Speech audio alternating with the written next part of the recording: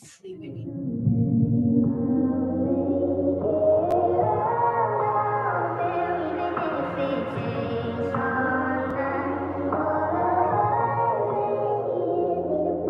Do you know what it's like when you wanna go cry, but you can't let out all the feelings inside? So you lay in your bed under blankets and hide, and you let people know that you're feeling just fine. And your pillow gets stained with the tears that you cried, and you're praying nobody comes in, and that's why. And the redness is already taking your eyes. You wish you could hide it, but there's no disguising it. Cry. Let it all out.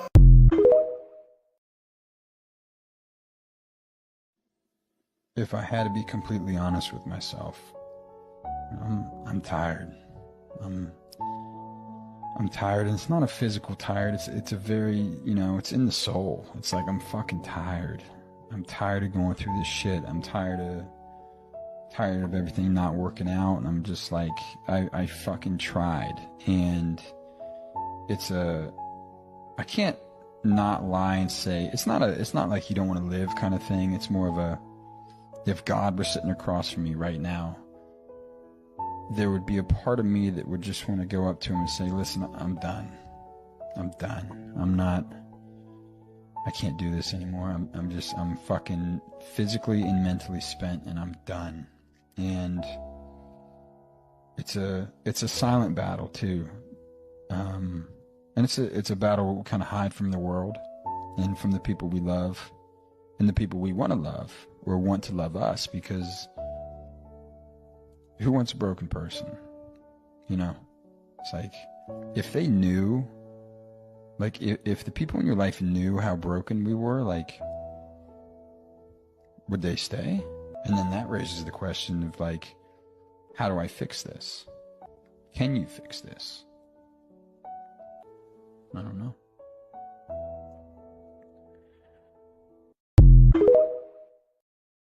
I can't hide myself. I don't expect you to understand. I just hope I can explain what it's like to be a man. It's a lonely road, and they don't care about what you know. It's not about how you feel, but what you provide inside that home. Being a man is what you make it. You can't always live up to expectations. You try to please everybody while you struggle, so you fake it and end up out of balance, compromising situations. As a good man, do what he should, man. Give everything he has and do everything he could, man. You might find yourself feeling all alone inside a house you built that you don't recognize as home. And that's what my daddy told me, and I'll tell my son the same.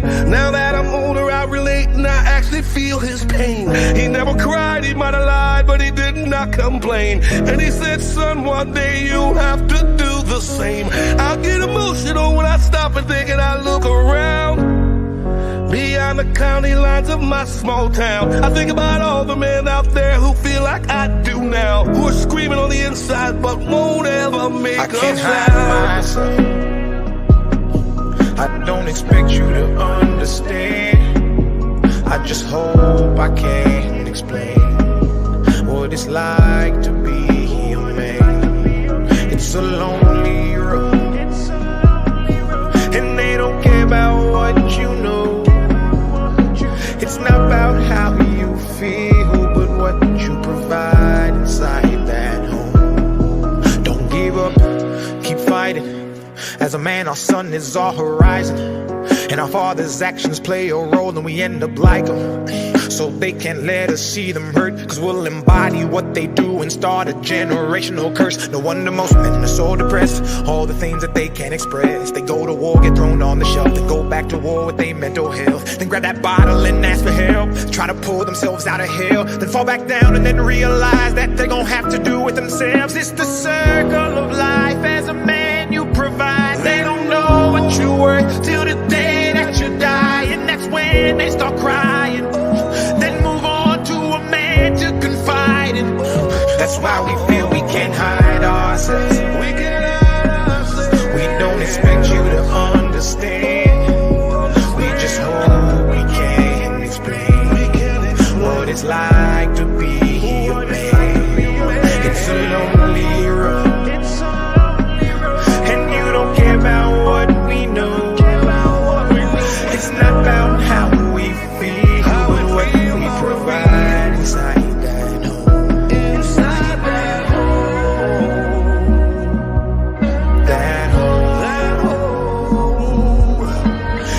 not about how we feel, but what we provide inside that home.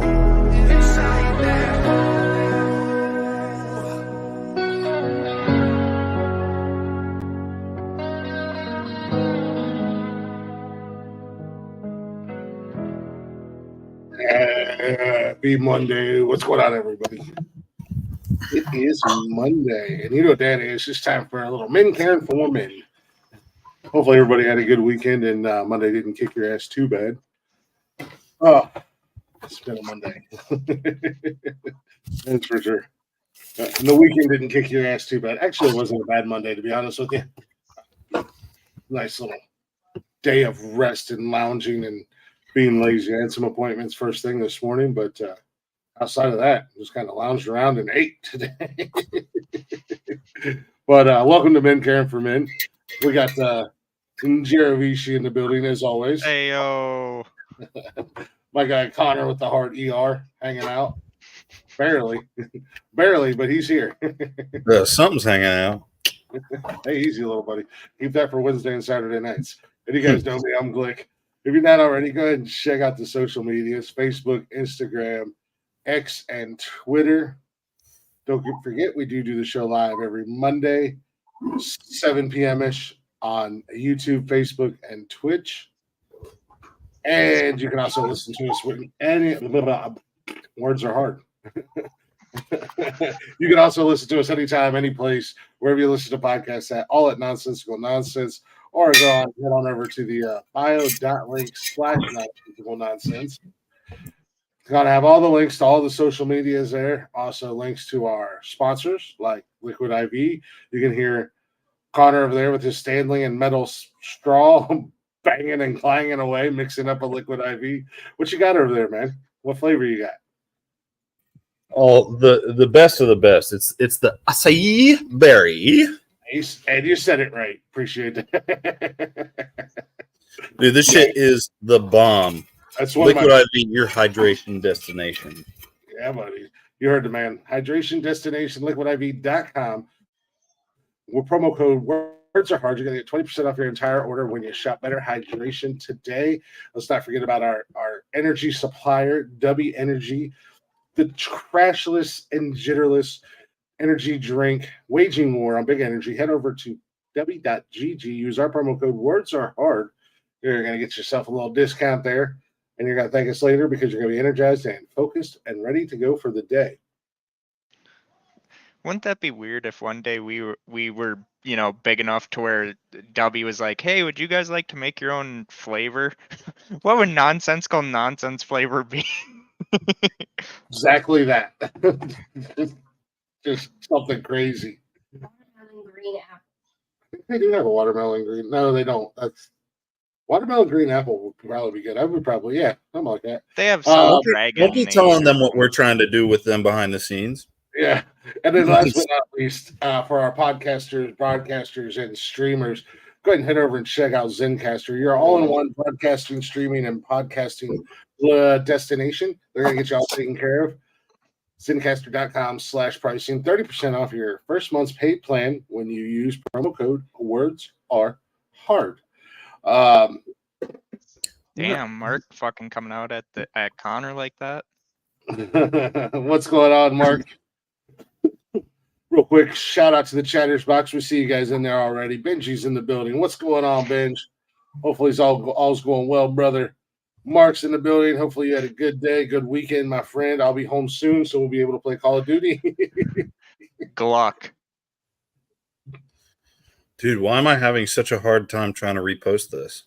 Because I'm reposting them. Jeff's in the building with the Liquid IP. I see that. Great shirt and hat. A lot better.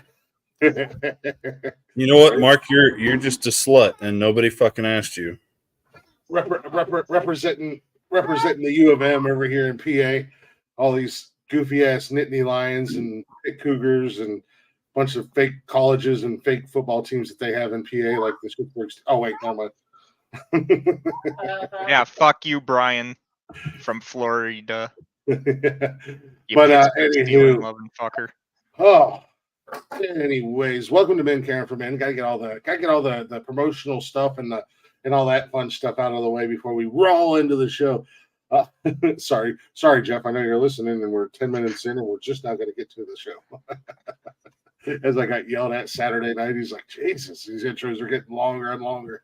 That's a good thing, though. At the end of the day, but you guys know how we do the show. Jarvis, how was your weekend, man? How's everything going over there in your world? And give us an update on where you are with your radio stuff, if you don't mind. Oh, fuck. I'm Okay, about ready. never mind. Don't give us an update. No, it's fine. No, I just been putting out a lot of applications. Here in Minnesota, iHeartRadio is everywhere. Yeah, iHeartRadio.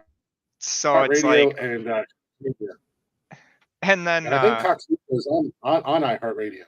Yeah, and so I just been, doing the applications online, and like Alyssa said, she's like, maybe we should get some flash drives and send your demo out on a flash drive to some of these radio stations and see if anyone picks it up. And it's like, go old school and drop some stuff in the mail, huh?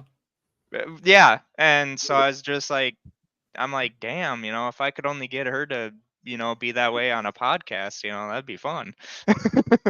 But no, she was on Saturday Night Show. I was actually very, very proud of her, how she's coming out of her shell. And then, of course, dealing with K-Mag that night. So dealing with all of us, but she's a trooper. She hangs in there. Oh, yeah, definitely. How's everything else going? Pretty good. Good rest of your weekend, good Monday and everything? Until Brian, Mexican Brian decided to plan a whole Vegas trip around us eating a bunch of fucking food and then a bunch of flavors from the M&M's factory or whatever they fucking call it. He gave you a little food PTSD. Oh my god, dude. I woke up in like fucking sweat Sunday morning at like 10 o'clock because I didn't get to bed until about 2-3 o'clock because you just come off that euphoric high, once you're done doing the show. It's and that's any show, man. You when I get done doing the show, I've got like that burst of energy still from doing any of the shows, and it's like I could have done another 6 hours. But your head says that, but in reality, it's like you did 6 hours. Let's do another 6 hours, 2 minutes in. Sure. Yeah, and then Brian talks for an hour and a half about the Vegas trip and behind the scenes backstage. I still got a kick out of that.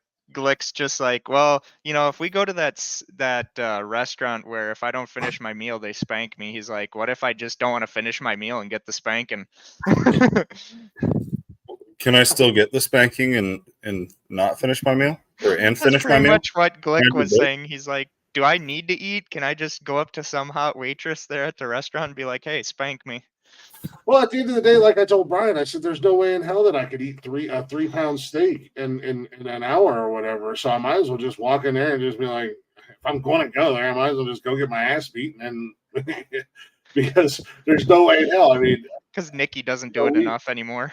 Yeah. Today we went out and got, we went to dinner with a friend of Nikki's and was like, well, let's go get a light lunch. And we went to this Chinese buffet and got that you can go in there and you can get to-go cartons and they charge you by the pound, Jesus Christ. It's only $5.99. It's only $5.99 per pound. However, mine was a little bit I'm surprised mine was lighter than yours. I gained 35 pounds that night. Yeah. So, like neither one of us had a light lunch at all. So we go get Mexican for dinner, and I'm like, I mean, I'm still full. Mine is right there. Well, yeah, you didn't eat all. I ate all mine, but I was like, I'm still full because we just ate 3 hours ago. So it was like, I guess I'll get a taco and a burrito, and I only ate my taco because I just ate some chips. I was so fucking full. I'll eat your taco, baby. Ooh. I got a wet. Damn you, Connor. Well, you're a fat ass, Jeff, and we all know you're one Big Well, Mac away from a fucking heart attack. So the one video that Mexican Brian showed us, this guy had like 10 fucking, I don't even know, probably a pound of beef burgers. it's like 8 pounds of burger. Yeah. And like he had to eat it all in 22 minutes or else he'd get spanked. And I was just like, I'll eat one of those burgers and save the rest for later. Yeah, I'll finish my meal and you can spank me anyway. But I'm just gonna spank him. Hey, if my wife goes in there and puts on a uniform, can she do it? Connor's just gonna be like, hey, I ate my meal, can you spank me? Wait, before you start. Yeah. Connor's like, I'm not here for the meal. I'm just here for the spanking. But no, I mean, other than your food PTSD, how's everything else going? How you doing, man? Pretty good. Just been, trying to figure out the whole radio gig and it'll take time. It'll take time. We got fucking, well, I wouldn't say we got all the snow they promised us, but it's like, come on, it's fucking spring. Like, let's get on with this shit. You live in Minnesota. Yeah, I get it. Our fucking state's like, oh, it's spring? No. 8 more inches of snow, motherfucker. It's hard to feel bad for you when you live in South Canada. I can't sit here and pretend shit, that I forgot to change my thing. Hold on 1 second. Well, like yesterday it was like 30 degrees or something here, and then today it was 70. Yeah, temperature's supposed to drop tomorrow here. Yep. But there we go. We're back. Yeah, like I said, the radio thing, it's not gonna, it's not gonna happen overnight. Especially, you're coming into it essentially, even though you've done podcasting and stuff like that, you're coming in essentially with no experience. So yeah, it's just a matter of finding that right place that's gonna give you the opportunity and take a chance on you and see where it goes at the end of the day. So, don't get discouraged because it's not happening right now. It's gonna, you gotta stay persistent with it and stay with it. No, like I said, I had made plans with my mom, and now them are on hold because we don't know when it's gonna start. But hey, there's a lot of fucking radio stations in Cleveland that need hosts. I was just like, there's one that said main host. I'm like, why would they ever, like, if that station in Cleveland ever reached out to me and was like, hey, we got a radio show that you can host, I'll be like, have you listened to the other one I host? Like, my podcast it ain't good, but it's not bad. Well, to be honest with you, Cleveland's not much different than Minnesota. No. Just better fucking sports teams. And the lakes catch fire. Yeah. Lakes catch on fire. The rivers are rainbow colored from all the waste and sludge that they dump into them. They had a Mothman eventually once upon a time. No, that was down in Southern Ohio. That was down in Mount Pleasant, based technically West Virginia, but yeah. So, also in Ohio because it was right there at the border towns, Mount Pleasant and. Well, because they thought that one of your, they literally thought that one of the factories was gonna blow up or something. Sounds and like then and then it turned out to be the bridge, the Silverton Bridge or whatever it was called. Yeah, it's a bridge from West Virginia to Ohio. So Connor, long time no see, buddy. You were AWOL Saturday night. Yeah. I'm glad the troops were able to find you and wrangle you in and get you here for tonight's show. Listen, it took some serious. They had to cuff me. They had to stick a few things in me, and finally I agreed. I was like, all right, they need me. I heard Saturday's show was shit, so I was like, all right, they're lost without me, so I'll be here. We were so. I mean, it was a terrible show.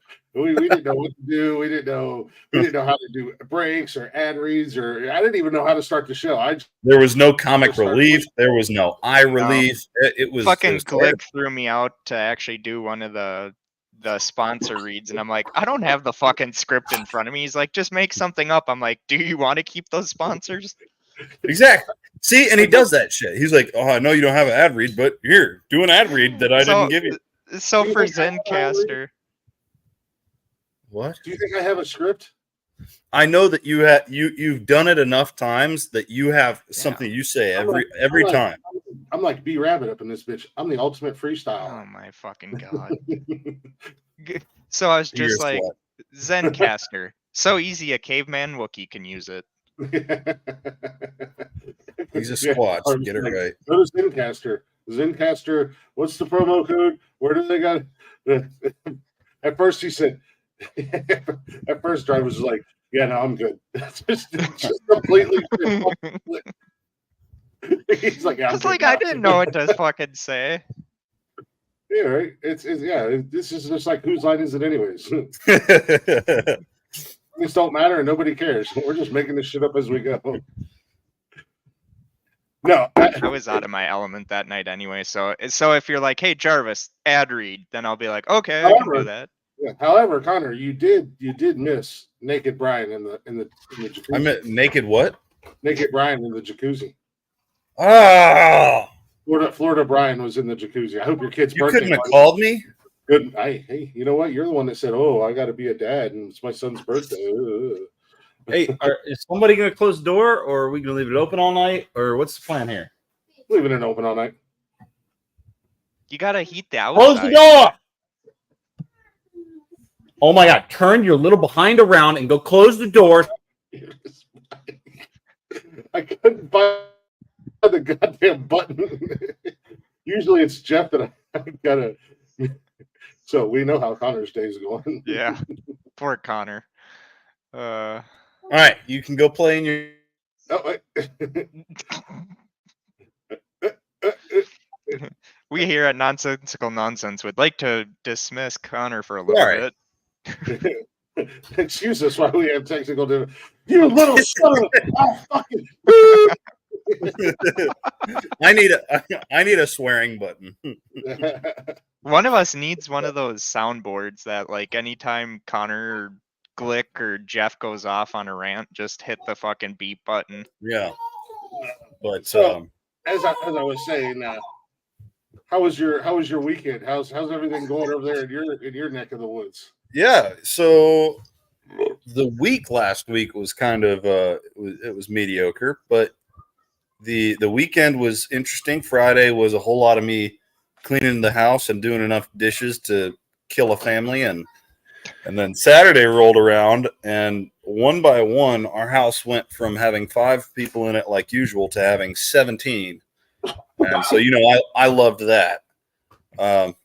Damn. But we had a good time. Carson turned 7 on Friday, and Happy birthday, Carson. Let's go, Carson. yeah, he got lots of really cool presents, including Mark, an Ohio State jersey, Mark, that had his last name on the back. Mark, it's cooler than anything you got when you were 7, Mark. Sorry, I don't. Something happened to my brain. Facts. Facts Connor on was a little facts. confused because the last name on the back said Glick, but now Connor. But Sorry. we had a really good time. I definitely overdid it. We tried to chill out on Sunday, but we had some cleaning to do, and then today's been interesting dealing with our loan company and finally getting a set date for closing. Yeah, exactly. Your shit was you had terrible gifts when you were 7 back in fucking 1909. But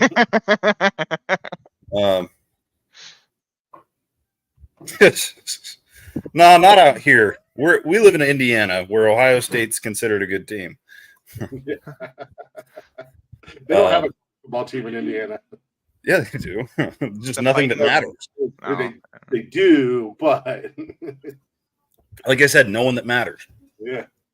But so we had a really good time this weekend, and I overdid it, so I'm a little worse for wear today with my back. But I got doctor's appointments this week, and we'll check in again on next Monday. Tell you how that goes. But yeah, it's been really good. We've been hanging out. We've been having a good time, and kids keep getting older, and I can't stop it. The only way to stop it's illegal, which is ridiculous. But unfortunately, or fortunately, I guess, however you want to look at it and think about it, kids do that, and they grow up fast. It's okay. You can make all the excuses you want, Mark. He's a poor Michigan boy.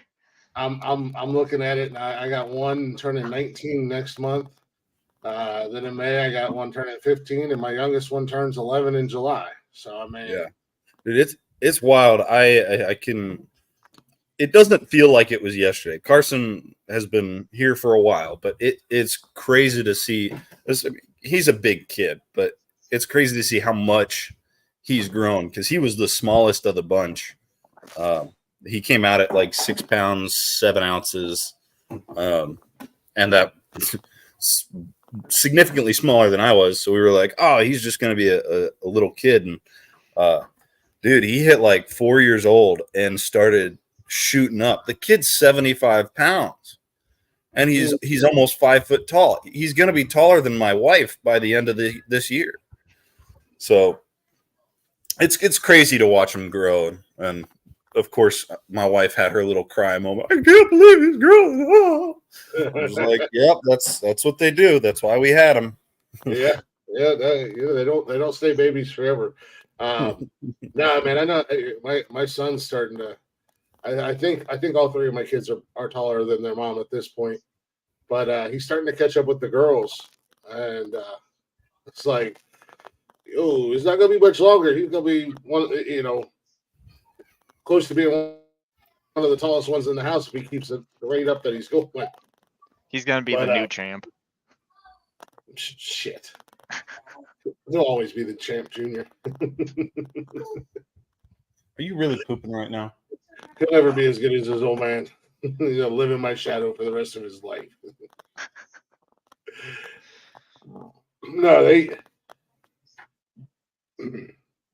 do grow up fast. I mean, it's I can't even believe it's been almost 19 years with my oldest one. It still feels like, sometimes it still feels like yesterday we were just bringing her home from the hospital, all 4 pounds over, because she was like 2 months early. So she only weighed like 4 pounds when she was born.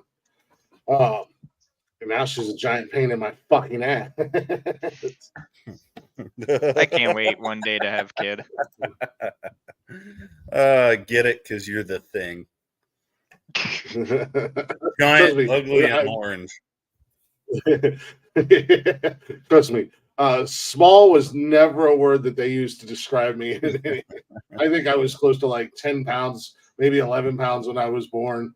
And I was damn near 6 foot tall, or at 6 foot tall at 12 years old. And like at my son's age, I was almost 6 foot tall. See, what they don't want to tell us though is when Glick came out, he had a mini championship belt. I did. Right and his parents asked the doctor if it was okay that they shaved him, because all that extra fur was just obnoxious. They couldn't handle the shedding. He came out with a full beard. My mom had the worst heartburn when she was pregnant with me. Because she was giving birth to a Sasquatch. Yeah, there's that too. What did she say? She said that's because she was giving birth to a Sasquatch. Exactly. That's why I mentioned that. Probably what killed my parents. That's probably why I grew up in an orphanage. No, you didn't. Steve, don't stroke his ego. I wasn't stroking his ego. I just said he came out of the womb. Steve strokes Glick on a daily basis. Oh, okay, whatever. You should see our group chat. Oh, I barely even am in the group chat, Connor. None of us are hardly. Yeah. Like one day I seen the group chat pop up and I'm like, oh yeah, this might be fun. No one ever fucking uses it. Well, I use until Monday. I could try to discuss ideas with you guys, and then I got to put the link in there for you. And then like today, I asked you, hey, you guys got anything you want to talk about or any topics? That's a big negative there, Ghostwriter. You're on your own. I've been thinking about it all week, and I was just like, dude, I don't know what the fuck we're talking about this week. Yeah.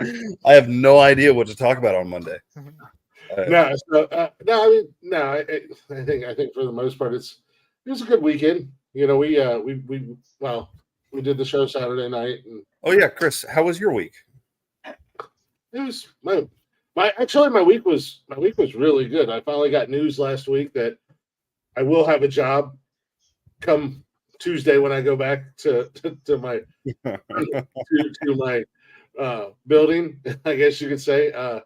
So that's something that I've been, and I talked about it, I think Thursday night, or Thursday night, yeah.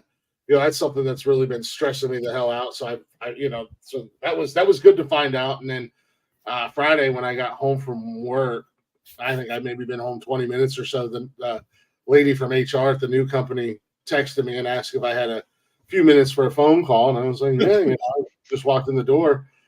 So we went over like the onboarding stuff, and I had to fill out some stuff online, and you're gonna have to quit your podcast. Yeah, no. No. That was basically like the onboarding. They had to send me the accepted or the job offer, the offer letter that kind of mapped everything out. You know how much I'm going to make, vacation time, benefits, and other perks and stuff. So I had to get all that filled out Friday. But yeah, I mean, last week that was and then being able to kind of look towards the future with where I'm at and the building I'm in, and start making it my building and setting up my office the way I want it set up, setting up my shop the way I want it set up, getting everything, that I want to have done that I just wasn't going to start when I'm up in the air and I'm sitting there in limbo going, I'm not going to do all this work for somebody else to come in here and have it at the end of the day. So now I get to go back. I'll go back Tuesday and I get to start all my little side projects. And wait, you go back Tuesday? Yeah, I initially took Friday and Monday off. Oh, that's right. So I mean, Sunday is Easter. And I'm off all this week. So, I needed to take today off, and then I was taking Friday and Monday off anyways. Because the kids are on spring break this week, and Nikki and I wanted to try to do something with them. So my property manager, she was like, you got the time, and technically we're still here until the 31st. Go ahead and put the time in for the week. And, even though I'm off the 1st, it's still the time was put in before the contract was up. So they're going to honor that day on the 1st as well. That's good. Are they keeping it paid? Yeah. Oh yeah. So my old company, my current company, which will be my old company, come next Monday. Awesome. Cool. So what you're saying is, while I'm home all week this week by myself with the kids, I can call you anytime. Well, I mean, probably going to be pretty busy this week. I've been in PA for the last 4 days, so I've missed a lot of Call of Duty time and saving the world. The world's in shambles right now because there's zombies running around everywhere. The goddamn Russians are invading South Turkestan. I don't know what's going on, but I'm not there to stop it. So all hell's breaking loose. So Call of Duty, the Glick edition. Is Turkestan a real place? I mean, it is, I think it is. It's Russia. Well, Kazakhstan is a real place. Yeah, Don't wake him at work.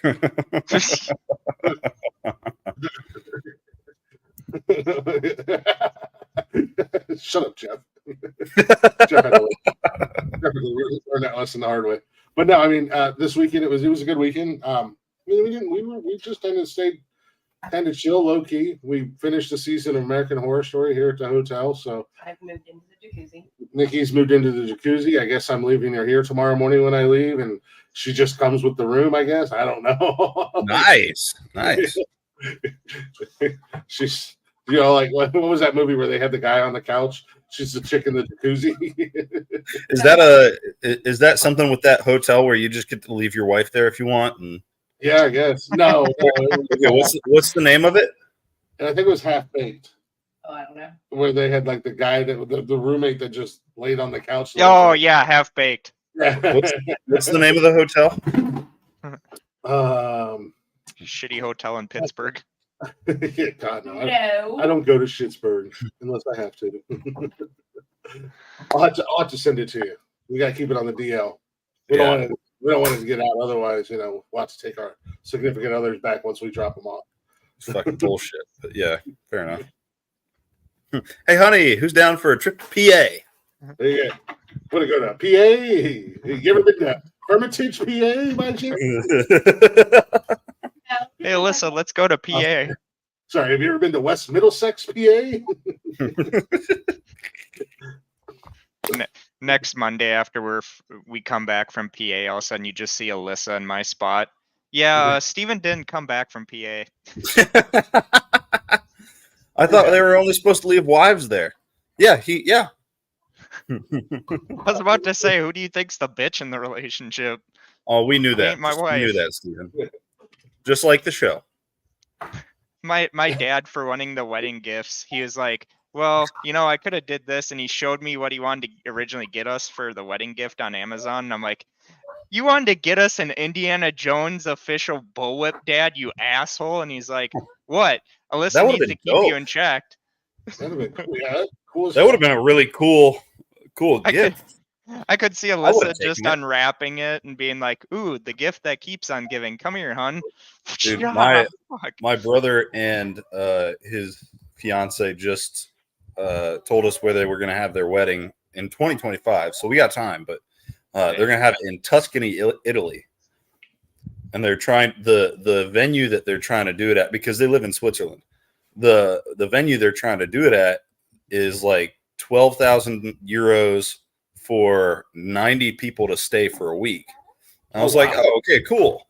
And then so Nikki and I are looking at like airfare and places we can go visit and things like this. We're trying to figure out how much money we got to save up. So I texted my brother. Was like, so your wedding gift is going to be a toaster, but not like a good one. Like one of those old 70s plain white toasters. Yeah. Doesn't really work right. One that's probably been used in a few toaster baths. Yeah, that's what they said. Right around 14,000 US. I was going to say we had that conversation Saturday night about baths and toasters. That was great. I'm like, hey, Alyssa, you want to talk on the podcast? Yes, we do, and we discussed that because part of our merchandising, I hadn't had a chance to tell you yet. We want to make nonsensical nonsense toaster bombs. I forgot all about that shit. Yeah, they make molds on Amazon. They do. Yeah, I've seen them on the one company that I order from. Yeah, I was going to make myself a little nonsensical nonsense t-shirt here soon, because I still haven't got my goddamn nonsensical nonsense hat, Chris, that I've been promised since literally this like 10th episode. Yeah, I can send you the one that I wear every day if you want, if it'll make you feel better. He'll even sign it. Is it okay if I use it to help myself nut? Whatever you do after I send it to you is totally up to you. And again, to quote Tony Stark in the first Iron Man, I've seen you do worse. I wasn't laughing at my own joke. I was laughing at. I assume that was Nikki who yelled. It's just some hooker that we found. She's been tied up over by the closet all weekend. Is her name Nikki too? Oh no, Chris. Well, ladies and gentlemen, he'll never be back. He's gonna be left at a hotel out in PA. Oh, that's great. Notice I said that we got. I didn't say that I got. I said that we got. Oh, it was her. It wasn't just some hooker. Yeah. She's like, it's not technically Tuesday or Thursday, but close enough, right? I was like, I went in the room. So, Nikki, how much do I owe you for using that website now? $1 million. Fuck that! I wouldn't even. Yeah, my merchandise ain't gonna make that. Did you use your pictures on Chris's OnlyFans, and now you have to pay for using his likeness? No, me and Chris have been talking about my own merchandise shop, but I want to have like all of us. If people are like, "Hey, Steven, I got a cool idea for a shirt," then and then it'd be their shirt, so then they'd get most of the or they get all the profits from it. Oh, I've got a cool idea for a shirt for Chris, but So easy a Sasquatch can make a shirt.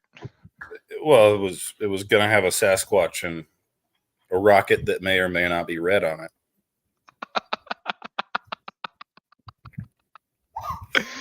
The sad thing is, I can see Glick. Does this have anything?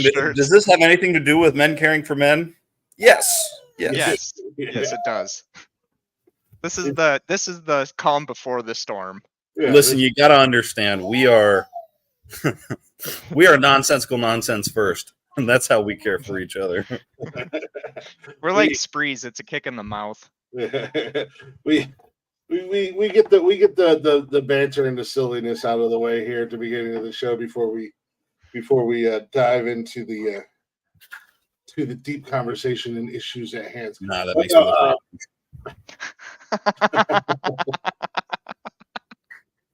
You said that. There's a restaurant right down the road called Combine Brothers. And I think, what is it, an Italian joint? Mm-hmm. And on the side, they got a big neon sign on the side of the building. Well, right, part of their sign is like a red chili pepper.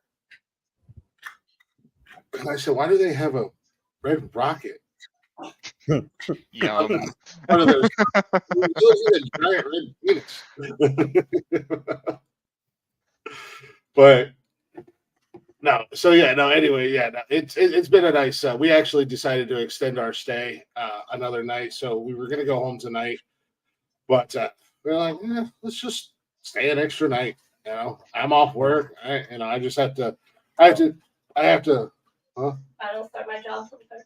Yes, Nikki doesn't start her new job till the 1st. I gotta be home tomorrow before 5 because I gotta take,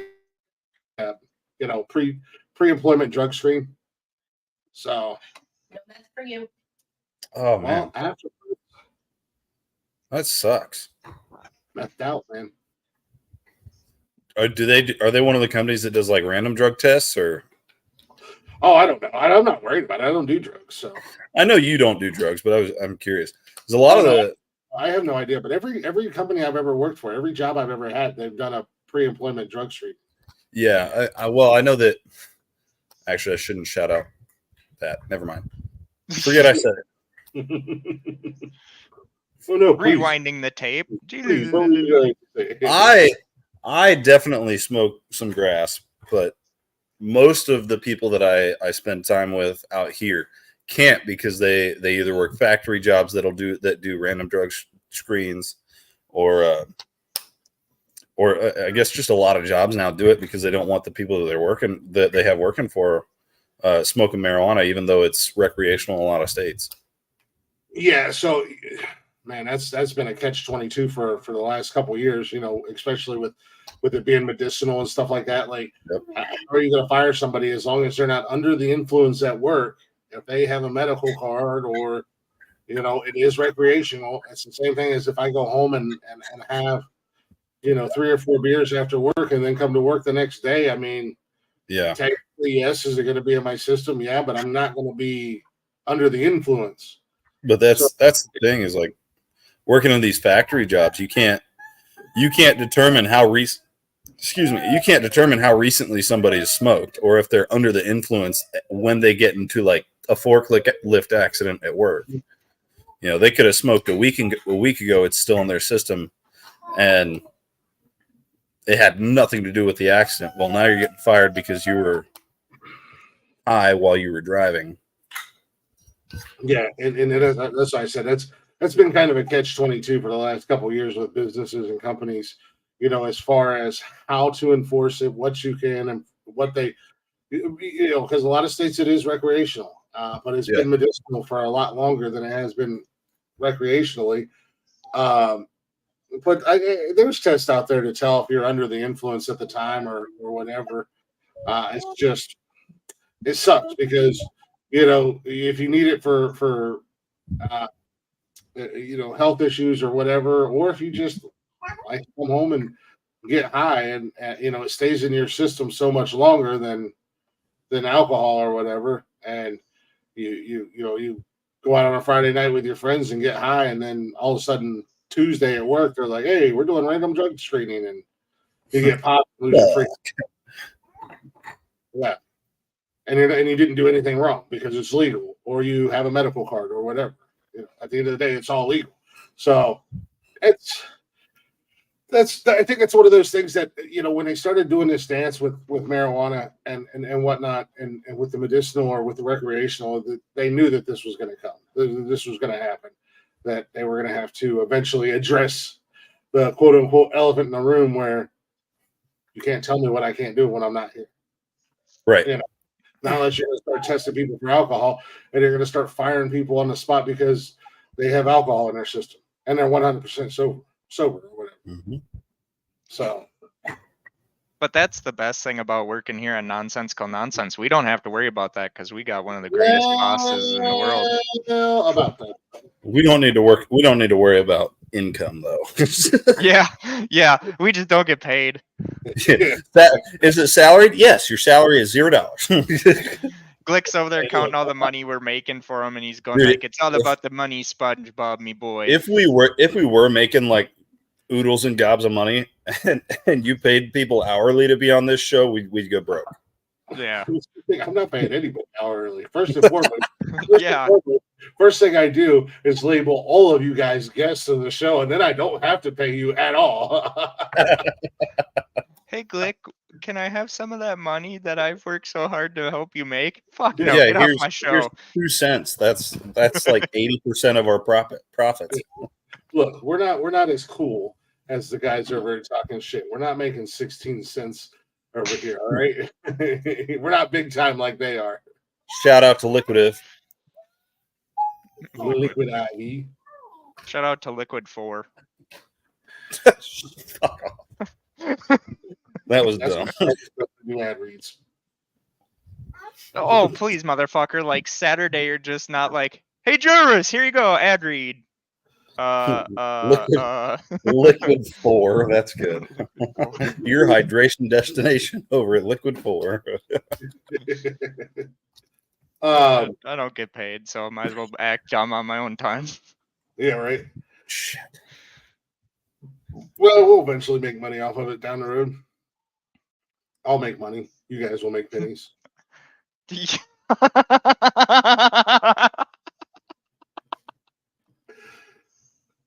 Impossible. She's impossible.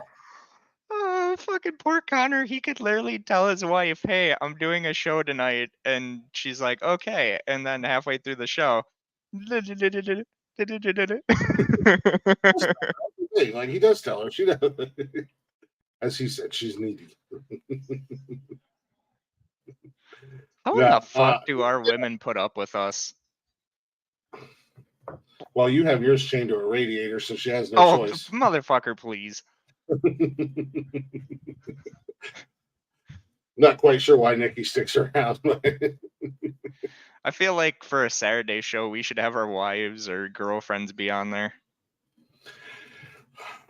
Nikki's kicked me out of my seat twice now, so. Alyssa's just put on the spot. Yeah. Well, one time the show wasn't live. The other time it was live, and I had to bring it back up for, as she called it, nonsensical nonsense after dark. I remember that one. She's like, "Get the fuck out of the seat, jackass." All right, my show now. So the struggle is real. God. The struggle is real. Yeah, no, I was just looking at the. We've already killed almost the first hour just with the mindless banter. So I feel like take a little early break and then come back and get into the topic of conversation tonight. So it's gonna be like Connor. Gonna be like Connor's last colonoscopy. He just said, make sure you lube. I forgot he can still hear me. But it's like Connor's last colonoscopy. They just lubed that glove up and went all the way to the elbow. Mm-hmm. Love you, Connor.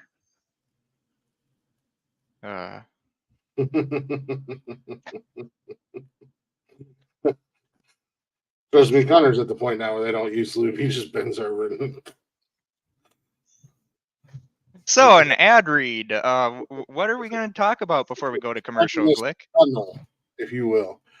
That's a good question. What I don't know at this point. No, we're gonna take we'll take a little early break for a change. Let Connor wrap up his phone call, hopefully over there. And then we'll dive into it. I wanted to as I was kind of left out. I lost my train of thought.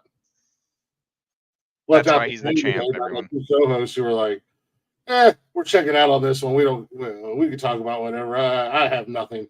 I have nothing for you at all. I found something, and it's top issues men face today. And there's actually 12 of them, but I'm going to kind of skip around because a few of them don't make any fucking sense at all. Like just in general. But we're going to take a real quick break. Before we go to break, I'll tell you guys about W Energy. Probably tired of your energy drinks out there not quite getting the job done. You know, they leave you with a crash, and you know you come down off that high and hit the wall at 100 miles an hour, and you're exhausted again, and then you got to drink another one, and then you got to drink another one, and before you know it, you're drinking 4 or 5 energy drinks just to get through a day, and then you get the jitters. Heart feels like it's about to explode, and everything else. Well, we have an answer for you that's going to get you focused and energized for the day. No jitters, no crash. So you simply have one drink in the morning or in the afternoon or whenever you need to pick me up, and you're going to be ready to rock and roll. That's our good friends over at W Energy. They got so distracted. Connor, he's so animated over there. But they got all kinds of fun flavors. A few of our favorites are Dragonade, Dub Sludge. There's a grenade one. But they've got several flavors to choose from. Not only that, but they've also got got some essential vitamins in there for you as well. So it's not all bad for you. It's not all that bad, terrible stuff that's in Big Energy. So head over to w.gg. Use our promo code Words Are Hard at checkout. Get your discount and join us as we wage war on Big Energy. And we're going to go to break with a cover of Green Day's Basket Case, but kind of a country-ish version of it. So we'll be back here in just a few minutes, and we'll dive into our topic of conversation tonight.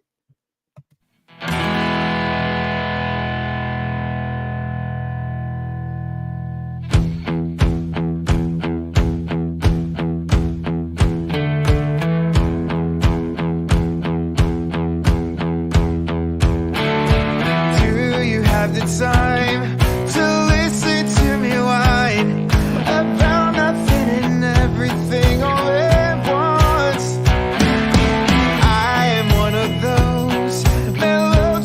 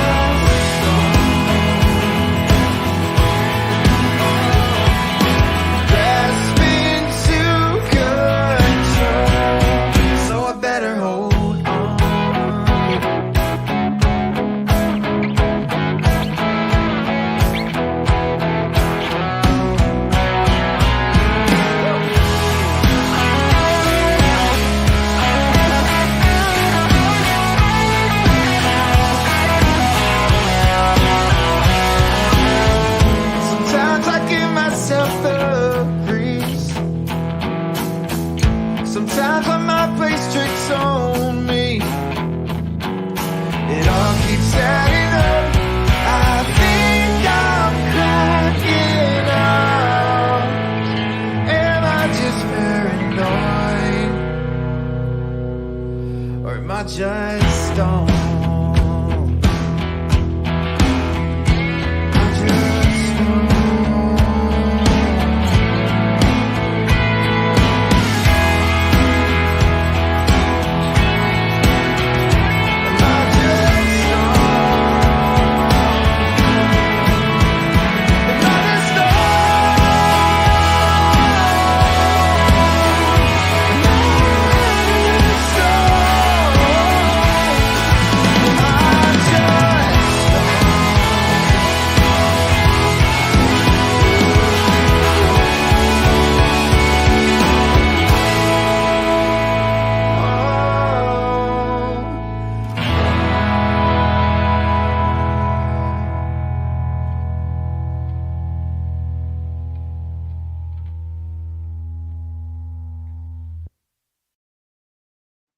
Yeah, buddy.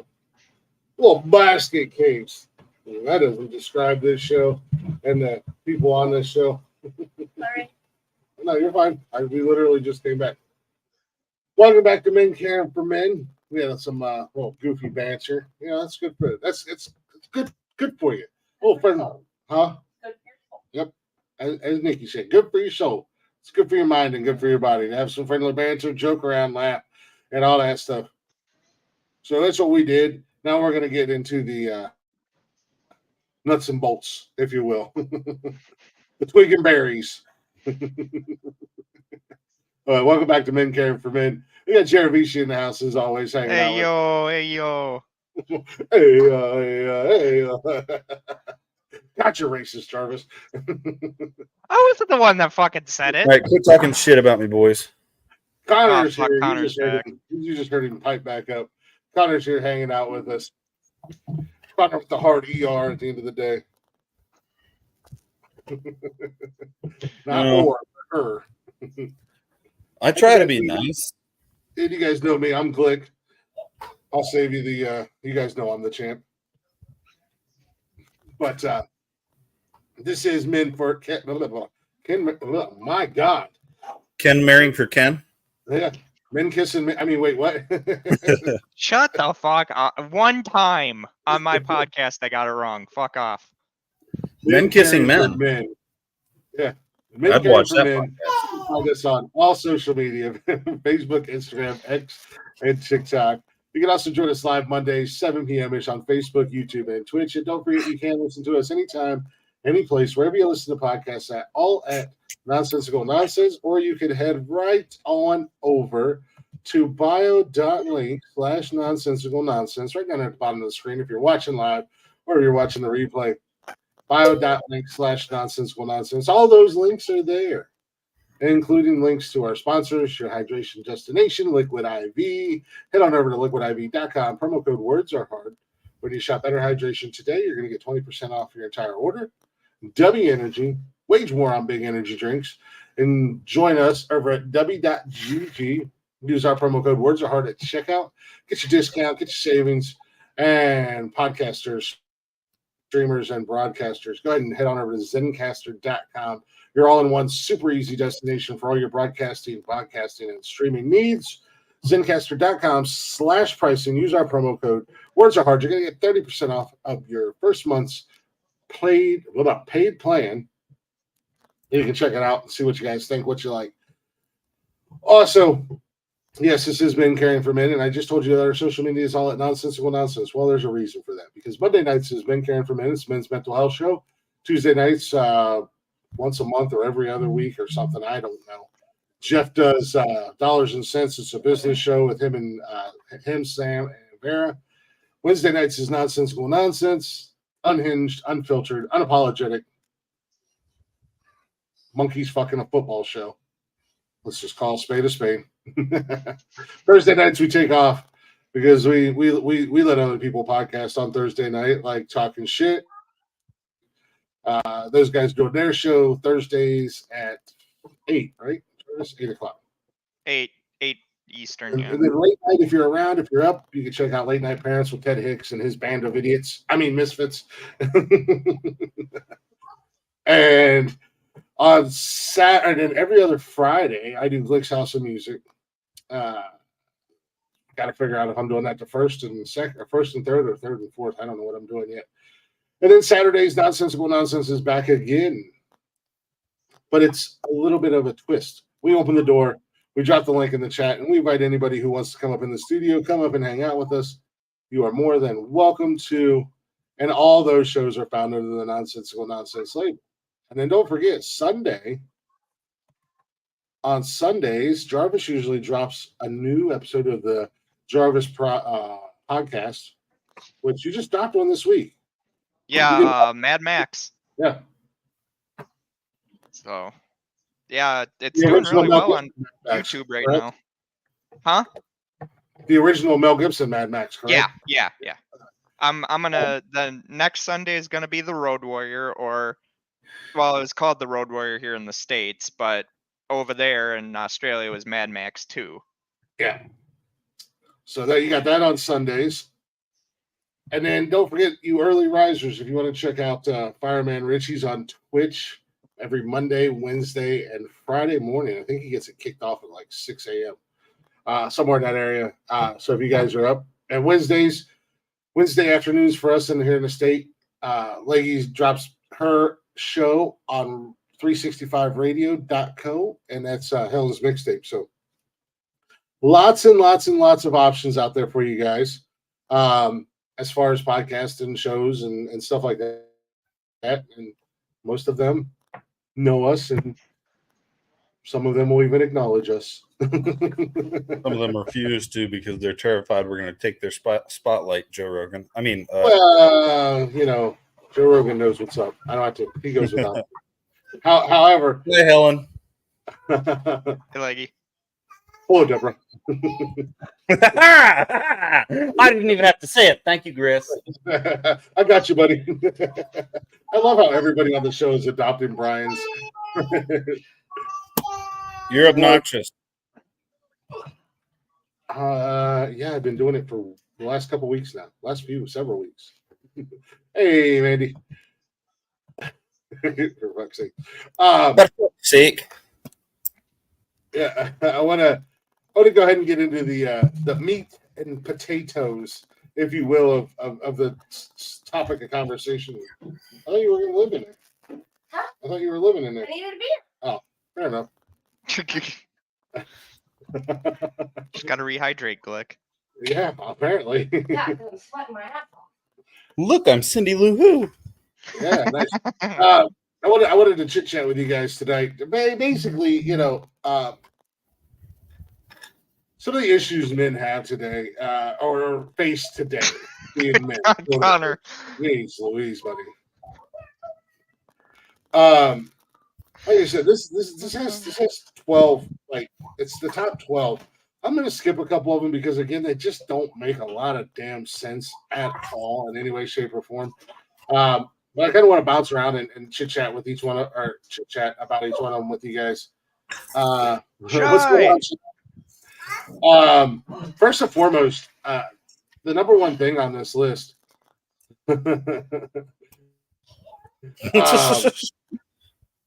is unrealistic and stereotypical portrayals of men in media in the culture.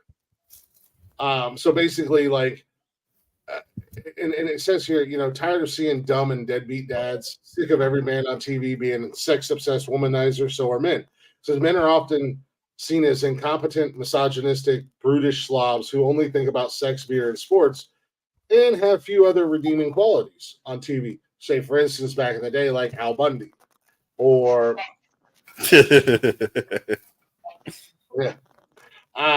or other shows like that. Even late, as a, like Modern Family. I don't know if you guys ever watched that, but the main the main character, I can't think of his name. He's kind of portrayed as a bumbling oaf, yeah, type deal. However, on the other end of the spectrum, is the superhero.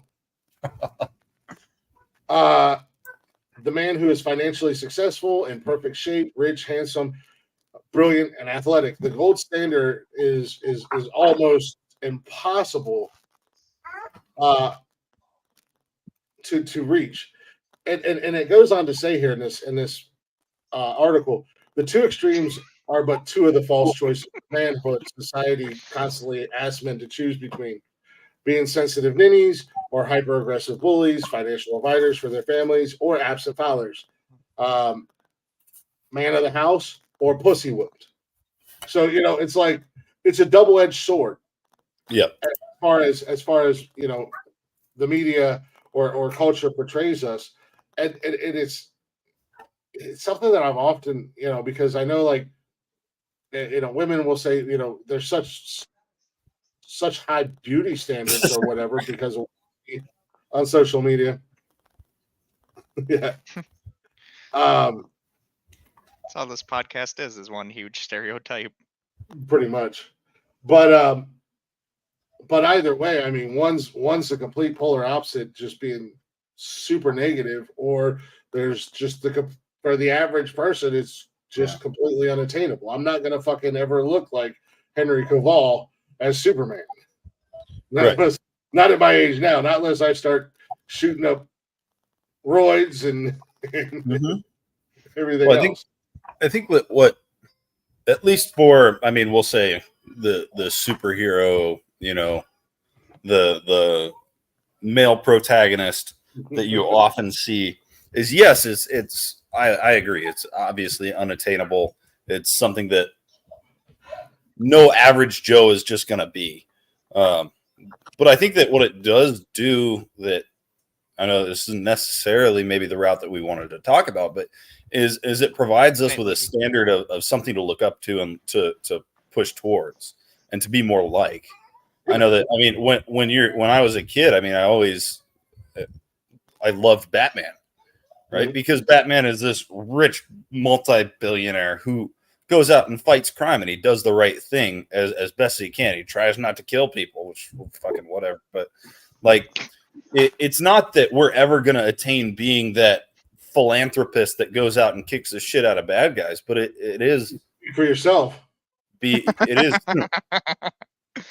It is something to strive to be more like, and doing the right thing, and showing men that that's what you should be trying to be more alike. I would say that it's unattainable, but it's something to move towards and something to be more like. And I can't think of the goddamn word I'm trying to say, but I'm high, so can't really change that.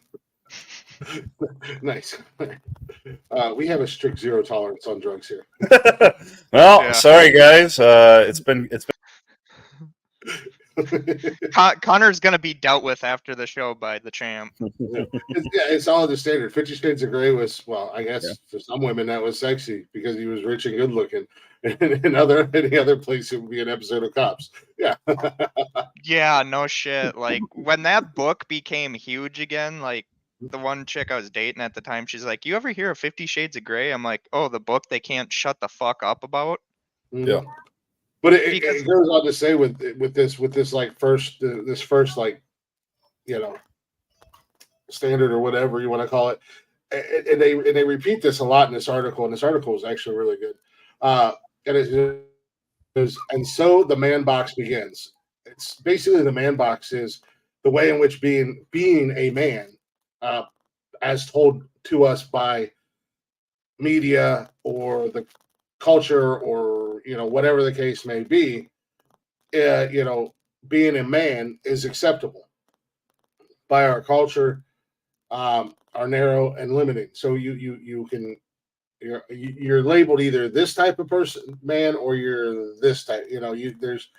There's really no in between. And it says where the portrayals of the many men who are complex, kind, communicative, and nurturing, the men who are able to be both warriors and poets as needed, able to love deeply and for long term with multi dimensions. Jesus, words are hard. Dimensional abilities about a whole host of things. So when you have that perfect combination, that's kind of not really pushed or promoted, so to say, is what they're saying in this article. You're either going to be that big dumb oaf or the Bruce Wayne, so to say. Right. Yeah, and that's 100% true. It's what you're saying, not the portrayal that we get. There's no middle ground. They don't highlight what the terminology that I like to use. They don't highlight the everyday Joe. They don't highlight the dads who work their ass off and don't get the credit they deserve, or and don't do anything super special, but they're busting their behind. And they, like you said, they're either the comic relief, and the way that they're the comic relief is by making them look like idiots. And that's a big problem that I've personally always had with the way media portrays men. There was a thing, God, I don't know how many years ago, about some dude out with his wife, and his wife's like, I'll order the food because you can never figure it out. It's like, why is the man always the husband in particular? It's usually the husband or the boyfriend always portrayed as this fucking idiot who can't figure it out. Yeah, you can't think for him. You know, it's either, and then if you, and then on the flip side of the coin, when you do try to, and I'm not saying this happens all the time, but we're talking about the media and the culture. But when you do try to be assertive and be in control, then you're deemed sexist, misogynist. You know, this, that, or the other thing. It's like, well, what do you want here? Yeah, you know, you get on me because I'm a big dumb oaf, and then you get on me when I'm the way you say you want it to be. Yep. And I agree. Hallmark movies and books. Men are the facet of everything. It's all strong men who are poets who know the right thing to say and over the top apologies and Yeah. Well, I mean, look at where we've come from like you guys were saying about Married with Children. But even look back in like the 70s when you had shows like Little House on the Prairie, and Charles Ingalls, you know, he was the typical dad back in the 70s where, you know, he was wise and all that. And then all of a sudden now to where Modern Family or Malcolm in the Middle, you know, the dad was portrayed as kind of an idiot or a square. You know, it's granted not all dads are fun and all that, but at the same time it's so stupid seeing what they're trying to portray a male role as nowadays. Yeah, I know that, and I used to run into this with my wife. I'm sorry, I didn't mean to click on that, but no, you're good. I know that for me, it used to be an issue that I discussed with my wife every now and then, but she's gotten way better about doing it. I don't know if it's been just a social norm or something that picked up, but there's this thing with parents and the mother saying, "Oh, I've got 4 kids that I take care of," when they've got 3, and they include their husband as a child. And I always fucking hated that. I was like, listen, I'm not your fucking child. I provide for this fucking household. I clean. I do a lot of stuff for this family. You don't have to babysit me.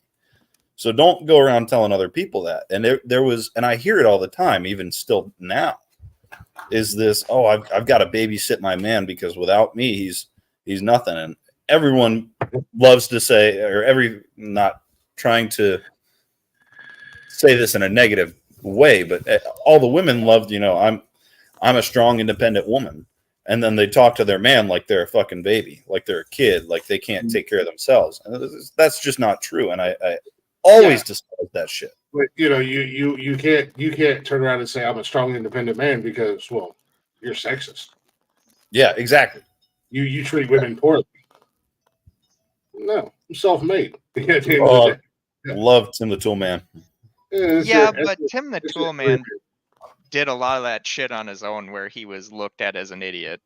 And that's then that's the other thing. Like Mandy just said, you know, you get on social media, and I've said this a million times. Social media is the goddamn downfall of our society. At the end of the day, Yeah. And I say that as a guy that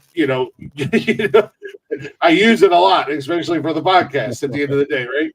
But you see, and there's the Whatever podcast, and I know a lot of people don't care for it. A lot of people love the show. A lot of people don't like it. But they make valid points on there. And to what Mandy said, yeah, women still want guys who are going to open doors and stuff like that and pay the bill or whatever the case may be, chivalry and whatnot. But you also have these same women that are going all over TikTok and saying, I can do it myself. I can open my own doors. I can pay for my own meals. But then you want to go on your TikToks and be like, oh, I went out on a date last night and the guy didn't open the door and the guy made me pay made me split the bill and everything. It's because he's seen your social media, you goofy ass. Yep. You want to puff your chest out and pound your chest? Well, amen, Shy. Amen. Superbad the Dozen is a phenomenal movie. Yeah, it is. But that's unfortunately those, and again, this article says a lot. The man box. We're put in this box as men, and it's how we're viewed as by society. And I understand that this is probably going to rub some people the wrong way this episode, and that's fine. It's meant to rub people the wrong way, and if it does rub you the wrong way, I dare say you might be part of the problem. But it moves on to the next point. The next point here is relationships of all kinds. When people think of men in relationships, the first thing that often comes to mind. And I'm not, and I'm not saying that every woman is like this or every person on the planet is like this article. And they're not saying that either. It's the cold hard truth, and it is what it is. Yeah, I'm not going to highlight that comment, Mandy, but I agree with you. Yes, exactly. Yeah, Agreed. definitely. When people think of men in relationships, the first thing that often comes to mind is sexual relationships. But the truth is, men are just as interested in and committed to a host of other kinds of relationships, much like male friendships. Fathers and their sons and daughters, sons and their fathers and mothers, familial relationships of all kinds. Long-term committed relationships between loving partners, platonic friendships, work relationships, online relationships. This show, this quote-unquote network, the Nonsensical Network is the definition of online friendships, because whether you pick any one of the shows, we're all from different areas. I'm in Ohio, Jarvis is in Minnesota, Connor's in Indiana, Jeff's in Cancun, Talking Shit's down in Florida, Leggy's out in Scotland. Sorry, Leggy, Scotland. Brian's out in Texas. And we all have a friendship. It's a form of a relationship, and it's an online relationship. We, outside of Jeff and I and Connor and I haven't met anybody in real life. Connor and I used to work together once upon a time, and Jeff and I have known each other since we were fucking 15. But meeting new people, friendships between gay and straight men that go beyond stereotypes. Yes, it is fine for a straight man to have gay friends. I've got lots of them. I have two of them that keep trying to kidnap me away from Nikki. I've got lots of straight friends. To piggyback off that with the whole friendships with other men or other women, at the end of the day, that's the thing that usually gets me when they put that in a thing about, well, you have to be friends with gay people or something. You're telling me, Mandy. It's just like, at the end of the day, we really don't care if they're gay, straight, or whatever. To us, they're people. Yeah. Yeah, we joke about it on the podcast. We've done it many times, or at least I know Doc and I talked about it. But guys have this weird thing that we'll do is it's the gay chicken game. Oh my god! And I couldn't even start to explain why it happens or why we say stupid things like that. Hang on, buddy. Why we say stupid stuff like that and do stupid stuff like we do. But there's that point where you find out they really are. And the thing is, that's happened with me for a couple of my friends, and we just don't give a rat's rear end. Yeah. It goes beyond just what your opinions are and your sexuality and whatever. We're more complex than your stupid little shows depict us as. Well, yeah, no matter what, social media says or anything like that, to kind of piggyback what you just said, Connor, social media is going to, and this is across the board with social media. They're going to stereotype everybody. So, it's not just men, it's everybody. And that's what social media does, or television or whatever. We all end up at the end of the day kind of in our own box in a way, if we go based off of stereotypes and social media and everything else like that.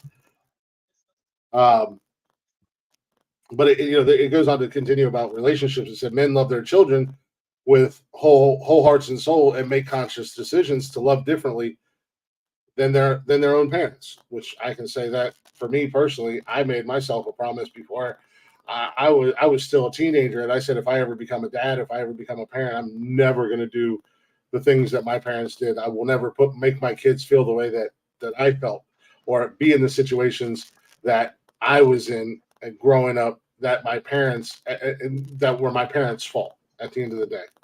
Hey, Jake. What's going on, Yes, sis? Jake. That's 100% true, Jake. What social media highlights all of the worst features of every person. Mm-hmm. And men get the poop end of the stick a lot of the time. Mm-hmm. The way that not that the women movement is bad, but the way that it portrays men as evil and just in it for the intimate moments. Sorry, my kid's here. Just being in it for the intimate moments and not really doing the right thing is just completely wrong. And I think that it highlights the small portion of men that are that way, and it makes the rest of men kind of look like a-holes. Yeah.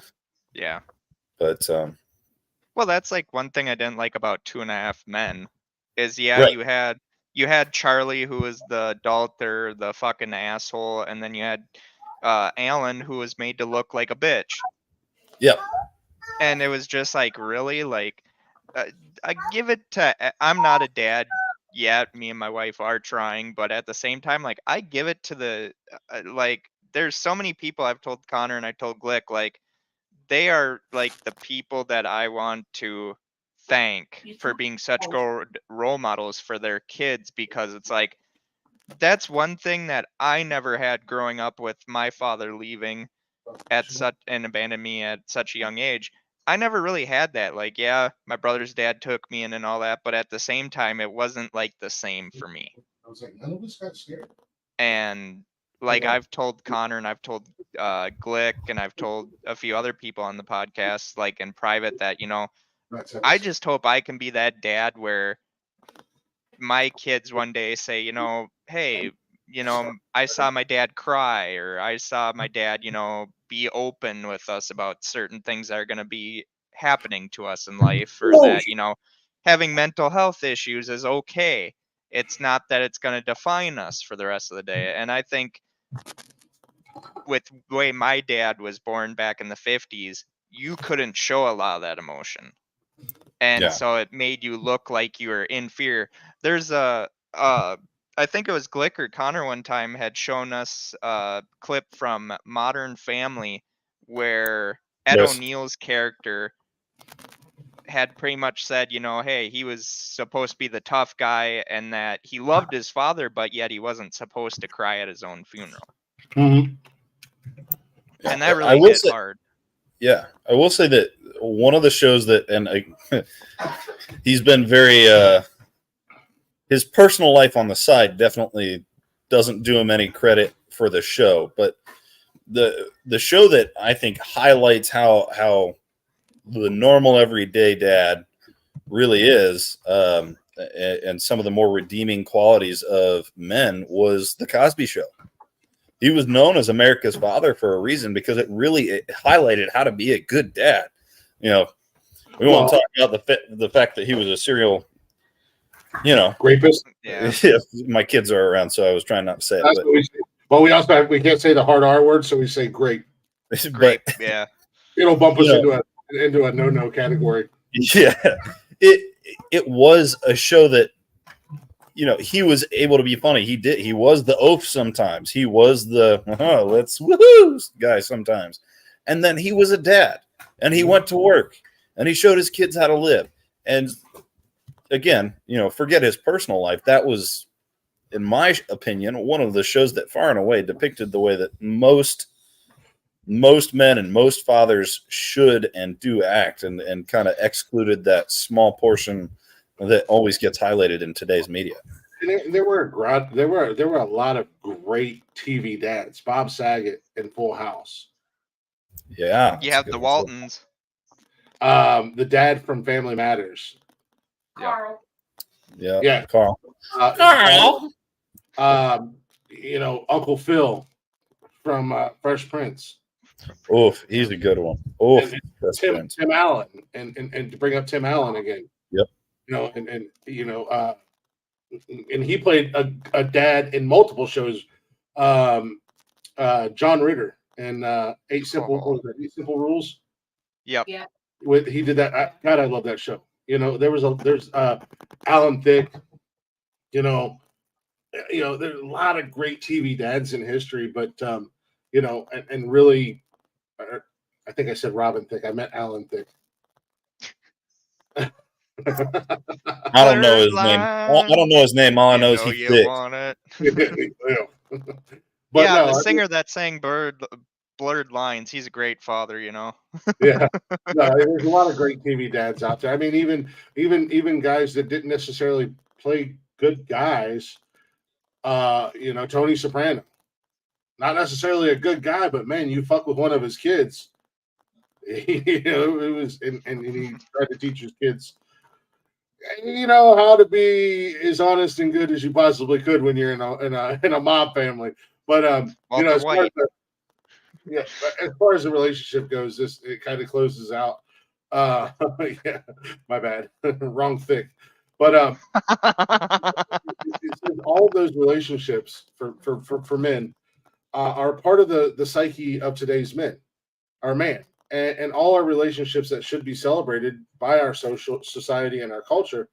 Because after all, a loving relationship with any other human being is a sign of strength. The fact that you can build a relationship, a good, solid, committed relationship with your partner, or a solid foundation in a relationship with your kids, or in your friendship group. No matter how dysfunctional your friendship group may be, and yes, I'm talking to you assholes here at the Nonsensical Network and all of our friends. I don't know what you're talking about. I don't do anything bad. We are very dysfunctional, but at the end of the day, I think we all have one thing in common, and we all have love for each other, and we're always there for each other no matter what. So a sign of a good relationship, no matter what it is, ultimately it is a good sign of strength, and it's showing that there's more to the male brain than what society or social media wants to depict. Well, yeah. Look, words are hard, all right? I mean, it was so interesting to see the dad role in like the Waltons or Lil House or even Gunsmoke. I think it was Gunsmoke with the Cartwrights. They always tried to teach their kids, how to be a good person, but at the same time, well, in Gunsmoke being a Western, they always had to have the, town bad guy try and fuck with them. Exactly. You always got to have a bad guy. Rescue Me was another good show. Mm-hmm. A couple more here, but Yeah, I read some of that list and I was just like, what the fuck is this person on?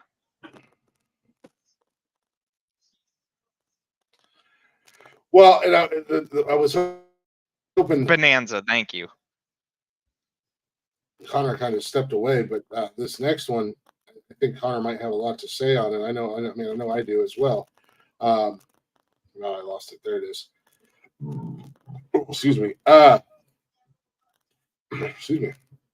The disposability of men and boys. Men have historically been the first to war, the first into a burning building, and the last to exit a sinking ship. Men are seen as the champions of the economic progress and the ones who are there to put into place the infrastructure that drives our transportation and communication systems. But there are hidden costs. Every year, thousands of men die in the coal mines, railroads, sewers, satellite towers, and other dangerous workplaces that are too often taken for granted. Did you just step on a dragon? Maybe. Which I agree with 100%. I mean, this has been going on for years, and I hate to say it, but I agree there should be equality and everything like that, but you don't get to pick and choose where things are equal. It's either equal across the board or it's not equal at all at the end of the day. You don't get to this isn't an all you can eat buffet where you just go and pick and choose what you do and don't want. You don't get all the benefits without fucking taking the risk. At the end of the day, I don't get to go sign up for a 5K and at the start of it, jump in a golf cart and drive a golf cart to the finish line and get the fucking trophy.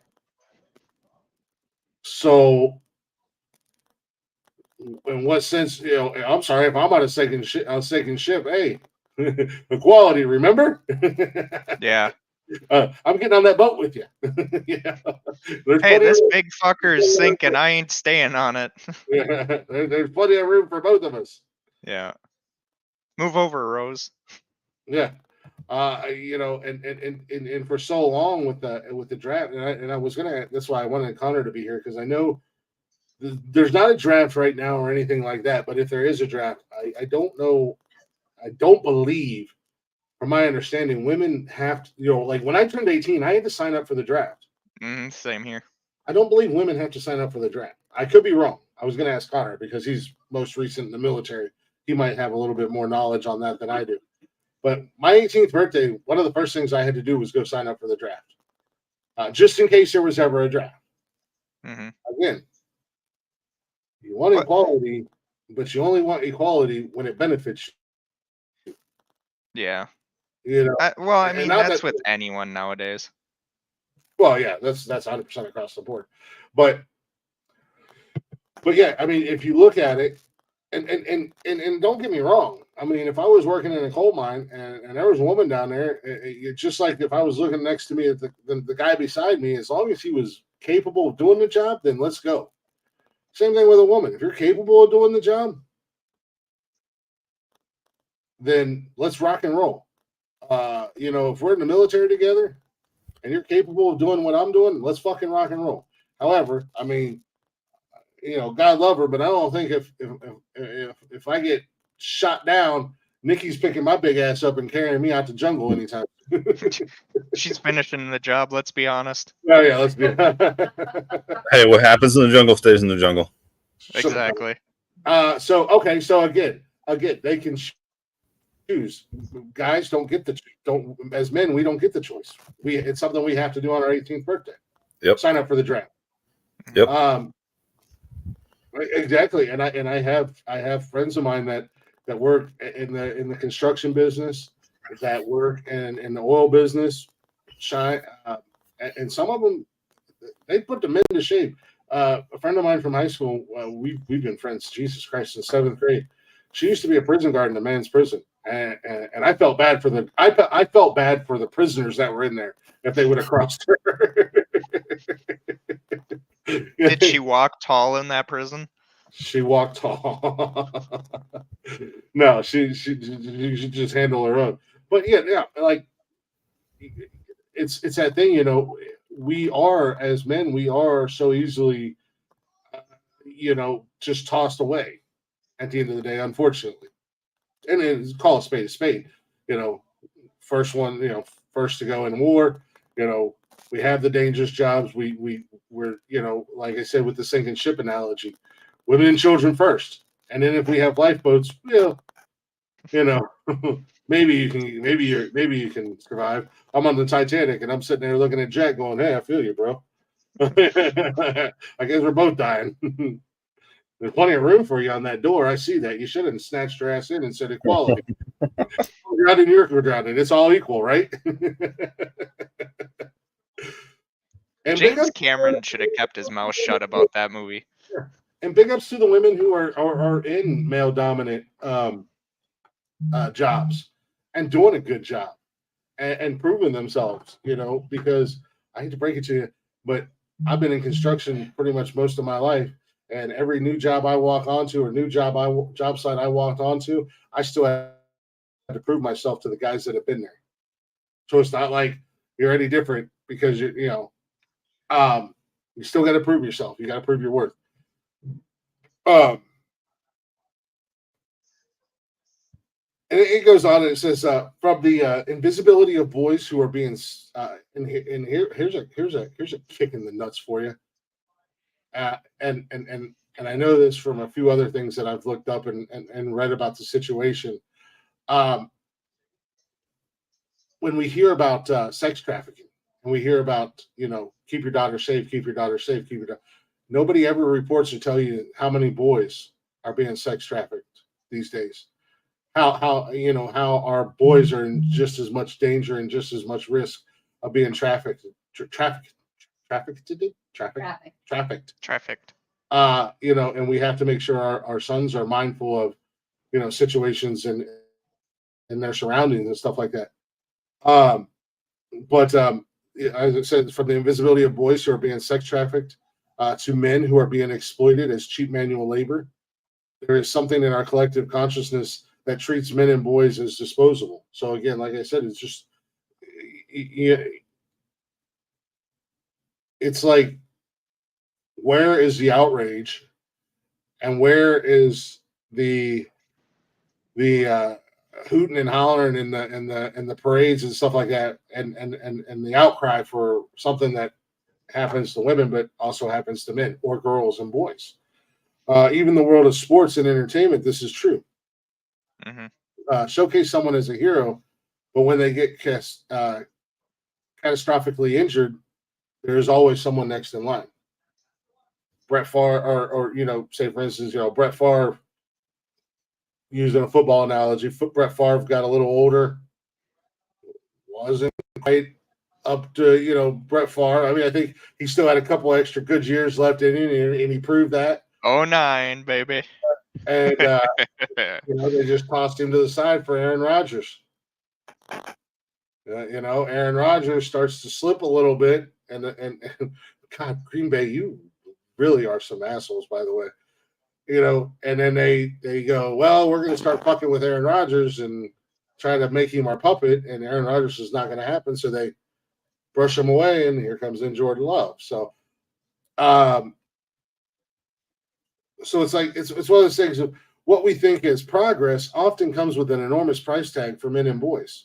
A clear example of this in the shipbreaking yards of Chittagong cruise ships, ocean liners, and freighters get pulled up on a beach, and the most impoverished men and boys in the surrounding community break them down with mallets and bats.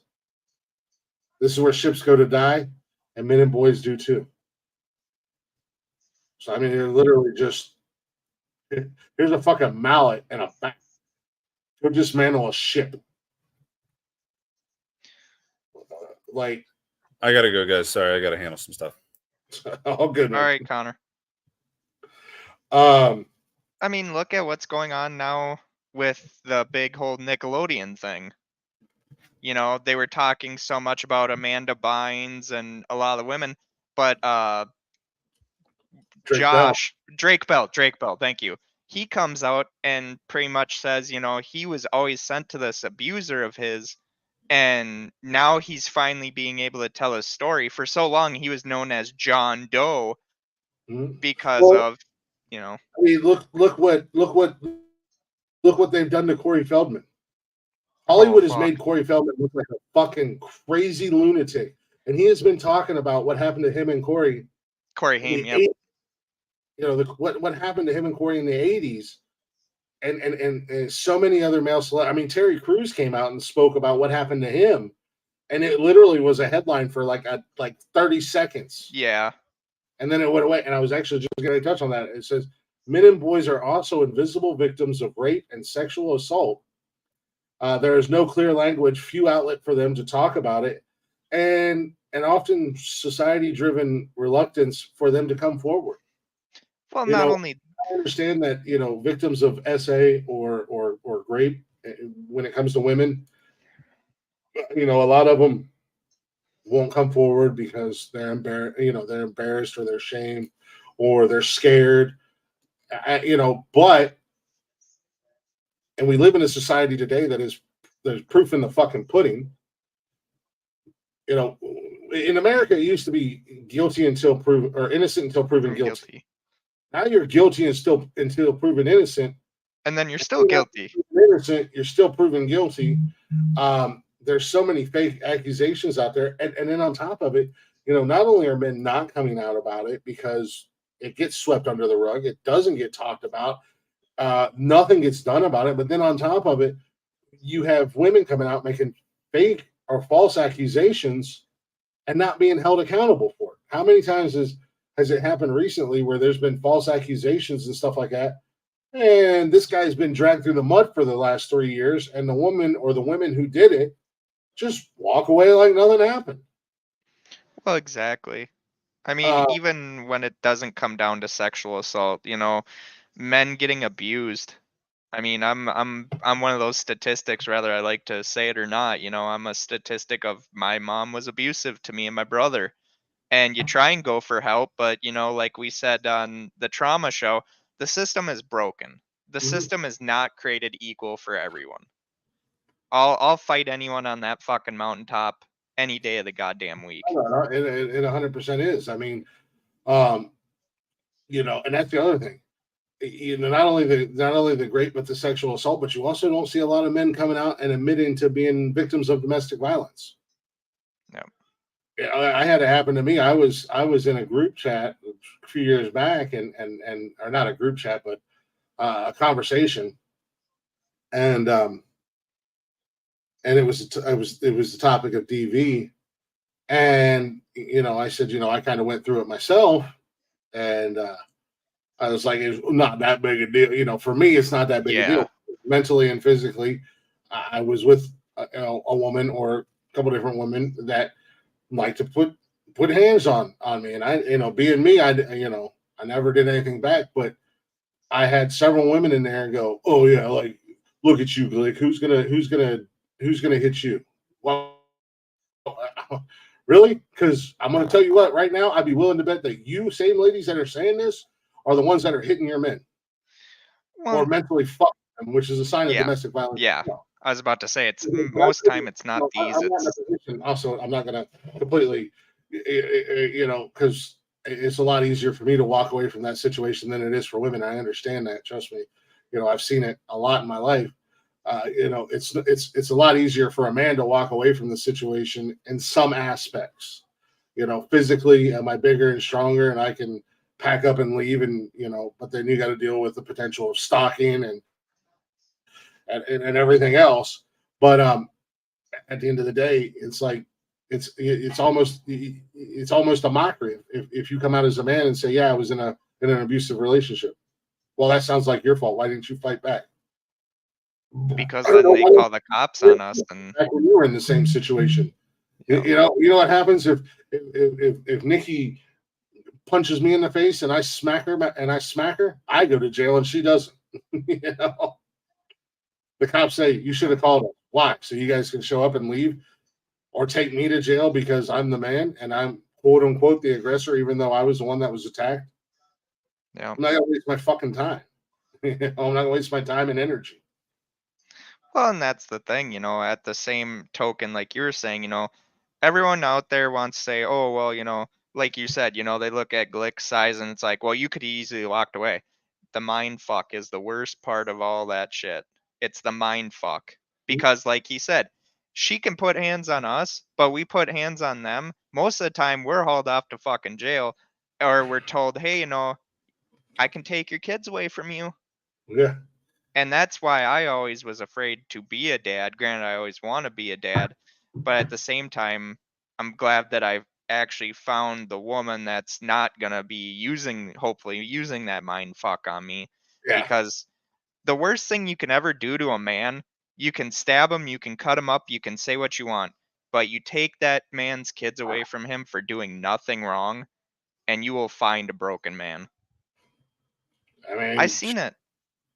well, and not that I don't need anybody to come and give me a fucking cookie or a trophy or an attaboy or a high five or anything else, but I you know, I fought for I didn't like fight like some guys did, but I didn't give up on my kids. I you know, and I'm fortunate that my ex-wife and I, we don't necessarily, we don't hate each other. There's no fighting between us and whatnot. So I'm in the situation that I'm in, which I'm thankful for. And you know, my kids have been with me for almost 2 years now, but I wasn't going to let anybody ever say to me, "You could have been, you know, you could have done this, you could have done that, you could have whatever," because I walked away from everything I had. A great job, great money, you know, living in a beautiful location and an amazing house to make and start it all over again because I didn't want to be away from my kids. And the ultimate reward at the end of the day was, well, they're with me. You know, all the time. I guess it's a reward. But Seems not like one, but I guess it is. they live with me. You know, and I didn't ever have to worry about their mom going, "I'll take them from you," because look, I'm not that dad that you're gonna just be like, you know, try to play games with me.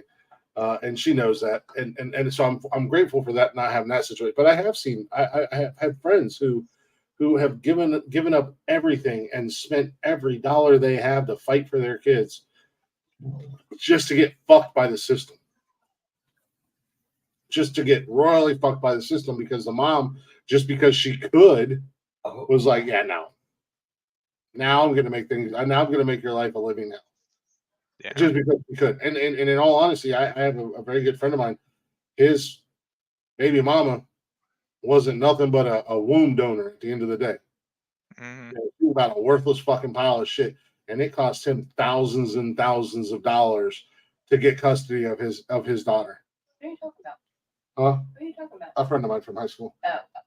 Oh. I mean, he gave up his military career and everything to fight. And it almost put him in the fucking poorhouse. Now he's got custody of his daughter. He owns his own company. He's doing pretty good. But that was a fight that he was going to take. But and we don't do it because we want credit. Like I don't need anything. I just look. You want to be there for your kid. You know, my kids are the most important things in my life. So, you know, the money I can make again, the house I'll have again, you know, I'll be back down south someday. You know, like I'm not. I got like 8 years left on my Ohio prison sentence. You know, and Nikki and I have already talked about it. You know, once my youngest one is graduated and he's figured out what he's doing and he's good, we're gonna go back down south. You know, we'll figure out what we're gonna do once we get there. Yeah. At the end of the day, but it's just, you know, men as creatures, we are. You could so easily be tossed out with yesterday's news and forgotten about, and it's, you know, a lot of people don't believe that we can go through the struggles and have the same things that happen to women, you know, happen to us, and at the same time we're getting one side screaming in our ear wanting equality, but you only want equality when it benefits you, and then the other side screaming in our ear how terrible and worthless and we're monsters. You know what I mean? Like, Yeah. Oh yeah. I mean, my mom tried for so long to paint my brother's dad, my adoptive dad, as a bad guy. You know, well, he drinks, he smokes, but I mean, he had the thing of the coin was my dad has quit drinking 3 times, quit smoking 3 times in his life. Thank God the last time. And I wanted to talk more about it last Thursday, but so many others had such great, powerful stories that was kind of like it can wait, you know, and thank God I still have my dad. And like I told my dad, I'm like, you know, that bullshit my mom was trying to spin, I never believed it because it's like the guy was trying his absolute fucking best to just provide for our family, and my mom was going out there just fucking bad mouthing him while they were still married and shit. And just yeah, it was a shit show. And like I told my dad, I'm like, I understand why he fucking was an alcoholic for so long, but at the same time, like I told him, I'm like, you know, you're still a great dad, Yeah.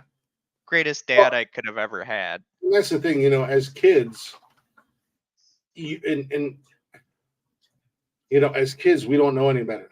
Yeah. When our mom or our dad, because I know dads that are out there that will fucking straight up and I try very hard not to say anything bad or negative in front of my kids, you know, about my ex-wife, and you know, even when she pisses me off, I try real hard, you know, and I know she does the same, but it happens. I feel like she might talk a little bit more shit about me than I do, but that's okay. In the past, I don't know about now, but it's okay because again, you know, I had two parents who hated each other and used my roaster. Sorry, Nick, if you're if you're still out there in the world. Well, I know he's still out there in the world. He was in here earlier. My broster, he used to be my sister. Now he's my broster.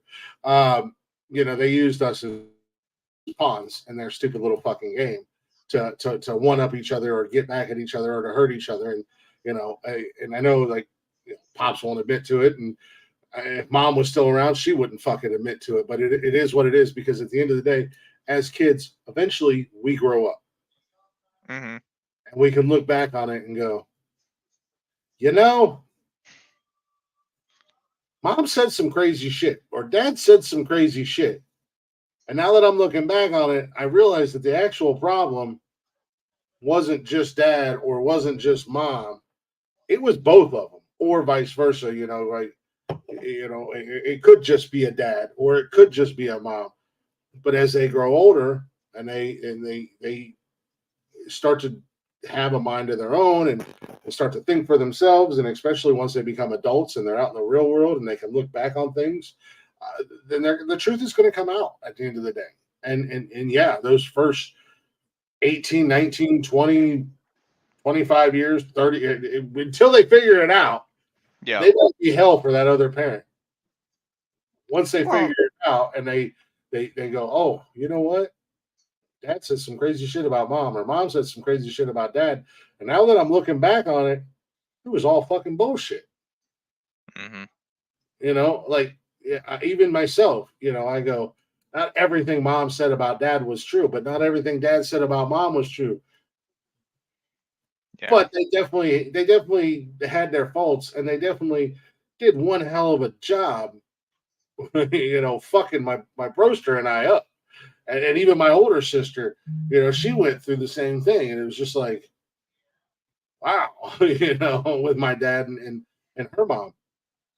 So it's like, you know, it's one of those things you eventually grow up and as they say, you know, what's done in the dark comes out in the light. So, you know, eventually once we hit a certain age and we grow up and whatnot, we can see things for ourselves and make those decisions. It's funny we're talking about parenting because the next topic on here is parenting, stay-at-home dads, and maternity leave. And it basically says while times are changing and stereotypes along with them, there are many places where moms are still seen as the default parent, the one who is more natural at the act of parenting and caring for children. I hate to break it to you. There's a lot of moms out there today ain't worth a shit when it comes to the nurturing or the parenting or being a mom. And given the simplest of basic needs, not to mention, you know, going farther into the parenting when it comes to financial support and everything like that. But dads are clearly present in the lives of their children, but stay-at-home dads are still all too often seen as slackers or losers when nothing could be further from the truth. So we praise and we uplift. In society, we praise and we uplift and we want to fucking throw ticker tape parades when a woman says she's a stay-at-home mom. But when a dad says he's a stay-at-home dad, at the end of the day, he's like, really? Why aren't you working? Why don't you get a job? What's wrong with you? You're just sitting at home playing video games all day. And Connor's a stay-at-home dad right now, not by choice. Nope. Unfortunately, he has no choice in the matter. But that don't mean that he should be thought of any less of a man or told anything differently, because all those things that you're praising stay-at-home moms about, guess what? He's doing that shit. He's making his homework done. He's making sure their clothes are clean. They're making sure they're clean, making sure they're fed, cleaning the house, doing the house chores, and on top of doing the quote-unquote honey-do list that men are supposed to do. Taking the garbage out, fixing light bulbs, fixing maintenance around the house. Oh, she wants a she shed in the backyard. Who's got to build it? She's not going to build it. That's on my honey-do list. Well, I got a she shed. What the fuck is a goddamn she shed? She wants daisies and cow print. Sunflowers and cow prints. I don't know what's going on here, but I just took care of these goddamn kids and done everything in the house. Now I got to go build a fucking she shed. When I first heard that word, I literally looked at my mother and said, "What the fuck did you ask me to build you?" And she's like, "A she shed." And I'm like, "What?" I'm like, "It's a fucking shed. There's no gender fucking about it, it's a fucking shed." For whenever. Okay. But those are $200. Yeah, no, there's ninjas, everything. Yeah, no, exactly. So, I mean, and it goes on and it says they are there for their children because they want to be a part of their children's lives. And yet men are not supported in learning about the roles of becoming a father in the same way women are. Taught about becoming. Well, no, because I think we're mostly considered the disciplinarian. And I do that in air quotes because, I mean, women are seen as that now too. Well, not only that, but you also have to look back on old stereotypes. Yep. And that's where it comes down to. Men are providers. So it is our job to go out and work. And this goes back to like 50s and 60s. You know what I mean?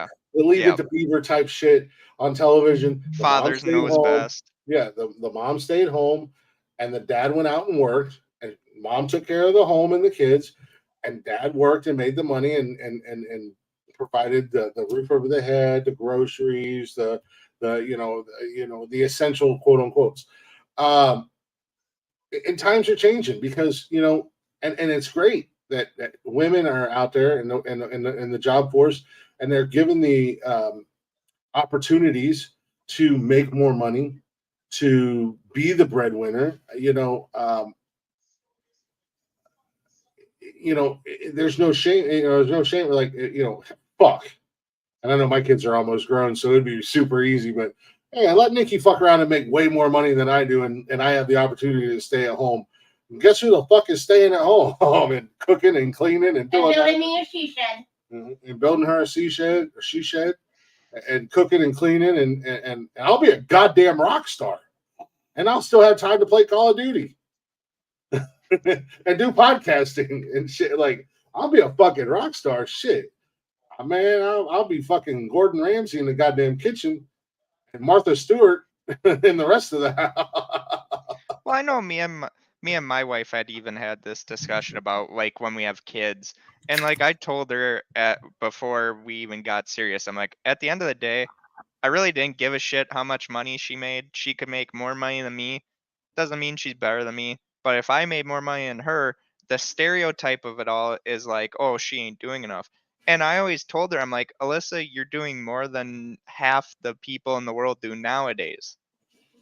And so, like, I always told Alyssa, I'm like, if you make more money than me, I'm proud of you. because she's went and had more schooling than I did. I mean, fuck, everyone, brag or asks me about my radio stuff. It's like, that's a 6-month course. My wife has now been to college twice. Once she did it because she thought she was getting the job she wanted, and now she's doing it again because she is getting the job she wants. And she wants to start her own business, and I told her many times when there was other people that were telling her, "Oh, having your own company, you're a woman, yada yada." Yada." I was the one that was always telling her like, "Hey, follow your dream. If you want your own company and you want to be your own boss." I always looked at that as such a positive. Well, I mean, she's CEO of Dollar General now, man. my mother-in-law may not like me saying this, but my mother-in-law, anytime Alyssa's like, yeah, I'm doing this and I'm trying to make my own company, her mother-in-law is not about it. Her mother-in-law, or my mother-in-law, I should say, not my mom, but her mom is like, well, you need to be doing this because Steven doesn't do this, and it always comes back onto me. Sad, Mhm. but I'm like, I've told Alyssa so many times because she's come home and she's like, I'm a manager at Dollar General, but yet she doesn't like that role because there's so many people that are there that are like, oh, I can do your job better than you can. And it's like, Alyssa one time took out her keys and said, here you go, do my job. And the And, person's like, well, no, because then I'd get you fired and all that. And it's like, no, because you're a pussy and you couldn't do a better job than my wife can. and at the end of the day, it's a learning experience for her. Oh, She's definitely. she's learning how to run a company, not necessarily run a company, but run a business to a certain degree, which is Hmm. good for her if she wants to own her own business one day. Yeah, roles are changing, and there's Yep. nothing wrong with Well, Bob there's nothing Dylan wrong said with it best. yeah. He said it best with his song, "The Times They Are a Changin'," Mhm. and people look at change so negatively sometimes, like me. My mother-in-law, when I first started dating her daughter, she asked me, well, what do you do? And I'm like, well, I'm a podcaster, content creator. And she didn't say it to my face, but she told my wife behind my back a couple of times, like, he ain't gonna make any money doing that. And it's like, joke's on you. Look at most of the YouTubers, Twitch people, TikTok. They're making more money than half these people that have a five and dime job or 9 to 5 job. Yeah, no, exactly, and I mean that's like I said, times are changing, roles are changing.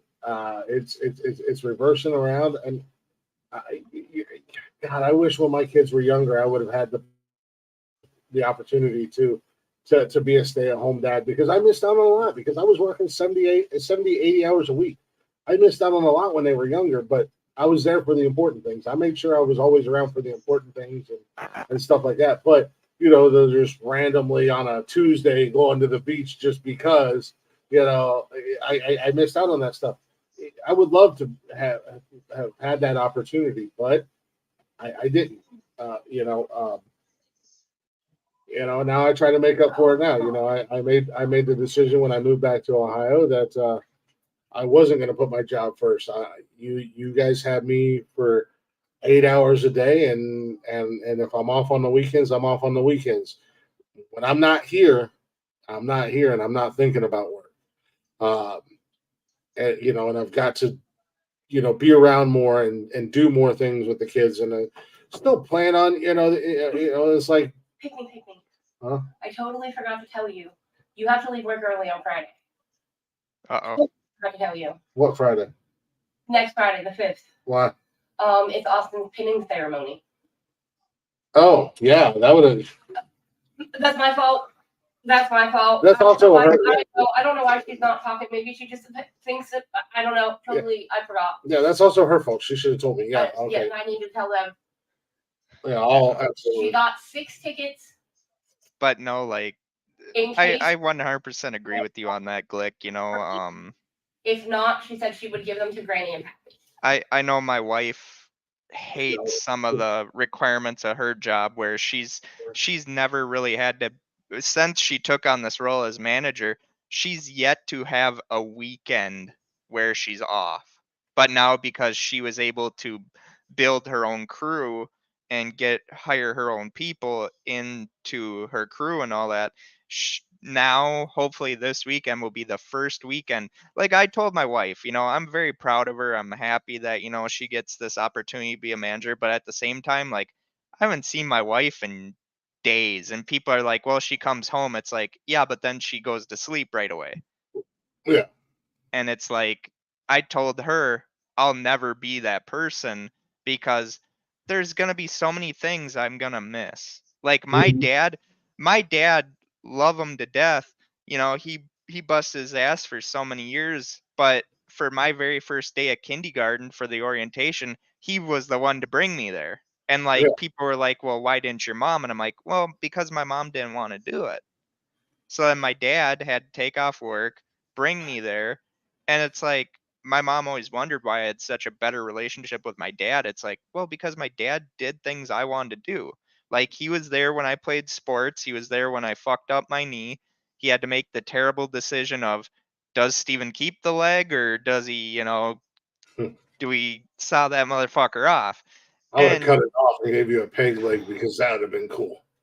I'm so glad he didn't listen to one of the doctors, because one of the doctors did tell him, we got to cut that leg off. And another doctor came up and said, wait, we're going to get you a second opinion. Well, I'm on a fucking bed fucking out of it, because thank God for a thing called, getting knocked out by your mind, where your mind's like, yeah, you don't need to deal with this right now. We're shutting you down. Right. The only time my brain's ever bailed me out of a situation. Right. I just want to finish this real quick subject before we go to break here. But it goes on to say that it doesn't make a whole lot of sense to me, but they threw this in there. It says it starts early. Boys don't play with dolls. And then it goes all the way to the workplace. Men, even men with money and status and privilege, often could not take paternity leave without it being questioned. Men also find enormous difficulties when it comes to divorce and custody. So, fortunately, again, things are changing, times changing. There is paternity leave for fathers, not maternity leave, but paternity leave with a P for fathers. However, it's still not enough. And again, ladies, big ups to you. You're the one squeezing watermelons out your hoo-haws. Unless you fucking get a C-section. Not that that's any easier, but they get what, 6, 8 weeks, 10 weeks, depending upon the company. For men, for paternity leave, we're lucky if we get one. I know when my oldest daughter was born, I got 2 weeks. However, I worked for the state, a little bit different. When my son was born, because I was still with the same company when my second daughter was born. But when my son was born, I wasn't offered anything. I had to use my vacation time. I was only able to take like 2 or 3 days off. And then even when I came back to work, I still had my full load of my route that I had to do. I couldn't, they wouldn't even allow me to maneuver it around for a couple weeks, or, have other people help lighten my load by picking up some of my services so that I could be home earlier to help out around the house. Unfortunately, my ex-mother-in-law's wife, not necessarily so much my ex-mother-in-law, but they came down and stayed for a while and helped. And then my parents had come down shortly after my son was born as well. So they were able to help my wife with the girls and stuff like that when I wasn't able to be there. But that is starting to change a little bit. They are starting to, but however, again, when you do put that time in, you do get looked at a little bit differently, not only by your bosses, but by your fellow coworkers. Yep. And again, they said when it comes to divorce and custody, when I was in South Carolina, I learned the hard way. As a father, I had next to no fucking rights. None. she could have said and done whatever she wanted, and I didn't have a fucking leg to stand on. Because I found out real quick and in a hurry, I have no rights. Essentially, I have next to no rights. No matter what I say, what I want, my opinion on anything, none of that fucking mattered. So, you know, going through a divorce and going through those custody hearings, yeah, unfortunately, we got the short end of the stick. No matter where you live, where you're at, this is my personal experience. You know, even back home in Ohio, it's a tough road for men who want to be involved in their kids' life and want to be there and want to have the custody and don't want to miss out on things. As we said earlier, as you said, Jarvis, if a woman don't want it to happen, it ain't going to fucking happen at the end of the day. That's not true because I don't want you to be a shithead all the time. Yeah, I don't want you to be a shithead all the time. So we're in the same canoe here. We're both rowing in opposite directions, so we're just going in a circle. But and to kind of close this last little part out here, the role of active, engaged fathers should be coveted. I agree, just like it should be for a mom. Yeah. That is not going to happen if men are only seen as financial providers who are incapable of nurturing.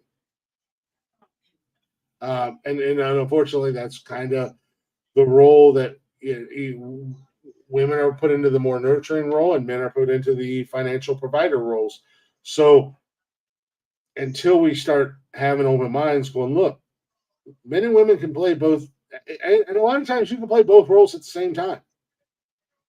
You know, a woman is just as capable, and anybody who grew up with a single mom, you know that they, or a single dad for that instance. I mean, my kids are not technically single. Nikki. What? I'm choosing my words very carefully here. Okay. I said not technically single, but you know, my kids are growing up with a single dad. Yeah. You know, no, I'm not technically single. Nikki and I are together and we are engaged. And I swear most days my kids like her more than they like me. But unless it's my son, he likes me as long as I'm playing video games and he's kicking my ass. Shit. But no, I mean, we have to understand that both men and women can both be nurturing and can both be providers for the family. And at the end of the day, if you're a stay-at-home husband, fuck the haters. And don't let anybody discredit you, because if the roles were reversed, oh my God, she's a gold star fucking mom. Because and let's be honest, there's a whole mess of you stay-at-home moms that don't do fucking shit except watch fucking reality television and drink your goofy ass coffees and stuff your face. Wow. And I dated a few. I'm not talking about you. I feel personally attacked by that statement. You're not a stay-at-home mom. Well, the other statements might be true, but you're not a stay-at-home mom. That's like the other side of the coin with like dating a single parent. Sometimes, you know, I dated a few single moms, and some of the boyfriends, baby daddies were very nice, and others were just fucking there to make your life a living hell and to get you out of the way so that they had something to fuck. As a single parent, and I'm speaking in general, parent, man or woman, the dating and I've been there. The dating world is scary because first and foremost, it's not just you. It's your kids. Yep. And I've dated single moms. You know, Nikki's a single mom, technically. You know, her boys are also grown. She did a great job with her boys. She's got two great sons, except for the youngest one, that if he doesn't stop using my card to buy his video games and DoorDash, we're gonna have a real problem. Gosh, Nikki. I didn't do it. No, she's got two great. Just use Daddy Glick's card. Here you go. Yeah, pretty much. Love you, Nikki. Love you too. No, we share a DoorDash, so all of our cards are on there. And then also last year for his birthday, because he's a gamer like we are, Mhm. I called him. I said, "I got you. I got you for the ultimate for the year. I got you on the Ultimate Game Pass." And I told Nikki this year for his birthday because his birthday just passed a couple weeks ago. I said, "You know what?" I said, "I'm going to keep it going from here on out. That'll be like It's perpetual his birthday. his. I'll just Yeah. continue to pay for it as long as he wants." Yeah. And that's something that I can do for him because I know he's a gamer. I know he enjoys gaming, and it's one less thing he has to worry about. And I know Mhm. he's for it. So my card's on his Xbox. And he didn't mean to, but that don't mean I'm not going to give him shit for it. I yelled at him last night. Yeah. I yelled at him last night. Quit buying your Fortnite bucks, you little shit. Last night it was $31 in goddamn tacos. But it is as a single parent when you're dating, it's very scary and it's hard because you don't know where things are going to go, and it's tough to tell your kids, oh, and I'm seeing someone, and then it comes down to, things are getting a little, Serious, a little serious. Do I want to introduce my kids? And then you have to run the risk of you introduce your kids to a single mom introducing her kids to a new man, and I know Nikki. I mean, there was other issues, but even Nikki was a little bit hesitant at first, and her boys are grown. Mhm. Granted, one's on vacation in Italy for the next 5 years, but but the other one, they had a house together that they shared, and she was a little bit hesitant for him and I to meet. Um, and I was the same way with my kids. It was like, Yeah, because I didn't know if you were going to ghost me again. well, you know what? Still potential. Damn. Oh, no. Damn. But my two previous relationships before I met Nikki, not only did I get burned, but my kids got burned. And in all honesty, that hurt worse than the breakup at the end of the day because Mhm. because I was engaged and my kids had gotten close, and when it all went to shit and it was all on her part, it hurt. That hurt more because my kids were hurt than the actual breakup. The breakup was like, yeah, well, in all honesty, I should have seen this coming a mile away. Let's be honest, but it hurt more because my kids were attached, you Mhm. know. And I was hesitant with Nikki because it was like I can't put my kids through this again.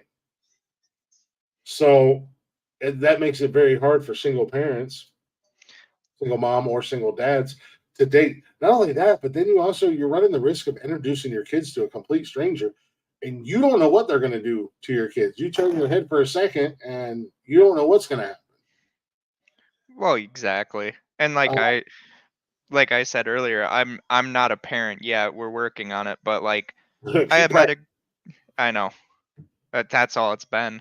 But when I got out of high school, I had fallen in love with this gorgeous girl, and she told me straight out, she's like, I have this guy who's the baby daddy, and he's kind of an asshole. He's gonna try and do some shit to break us up. I should have probably took that hint, but when I met her child, she was the cutest little girl in the world, and the first thing she said to me was like, "Hey, you gonna be my new dad?" Because her father wasn't in the picture. He was one of those Mhm. guys that says, "Well, I'm the dad," and all that shit. And he, I was told that he's very abusive to the little girl, and to me that's a big no-no. Well, been with this kid, and one day she came home and said, "Hey, my dad's," or she came home, and the girl that was her mother, I asked, "Well, what happened? Why isn't she coming up and, happy, giving me a hug and all that?" "Well, she didn't want to tell you, and I'm not going to tell you what happened, but something happened." And I was like, no, that ain't going to work with me. So I took her out for ice cream, and I'm like, you can tell, because I've gotten to the point where I was considered dad. And I'm like, you can tell your dad what happened. And the little girl just said, well, my daddy hits me and abuses me. And I said, oh, really? And I didn't know where the guy lived, but I wasn't very happy. And I said, well, can you show me where your father lives? Yeah. And so I got out and I seen him in the garage and I politely told him, I said, not so many words. I said, if I ever catch you hitting my daughter again, I will break you. Well, Well, yeah, the great part about it was, and not to cut Glick off, but the great part about it was he now knew how to get me out of the picture. yeah. And so he decided that he was going to hit his kid again. Well, I was in the garage at the time, and let's just say that motherfucker didn't walk for a couple of months. But he told his baby mama that he didn't do any of these things and let her hook, line, and sinker. I came home one day from work and had the ring in the pocket, was ready to ask her to marry me, and I was told I'm not welcome there anymore. And the worst part about it was that the little girl came up to me and said, well, what are we going to do tomorrow? And I Yeah. had to tell her, like, well, we'll have to look into that. And of course, the girl, after she broke up with me, went back to the piece of shit. They lost the kid. I ran into her parents one day, and the parents are like, you can say hi to her.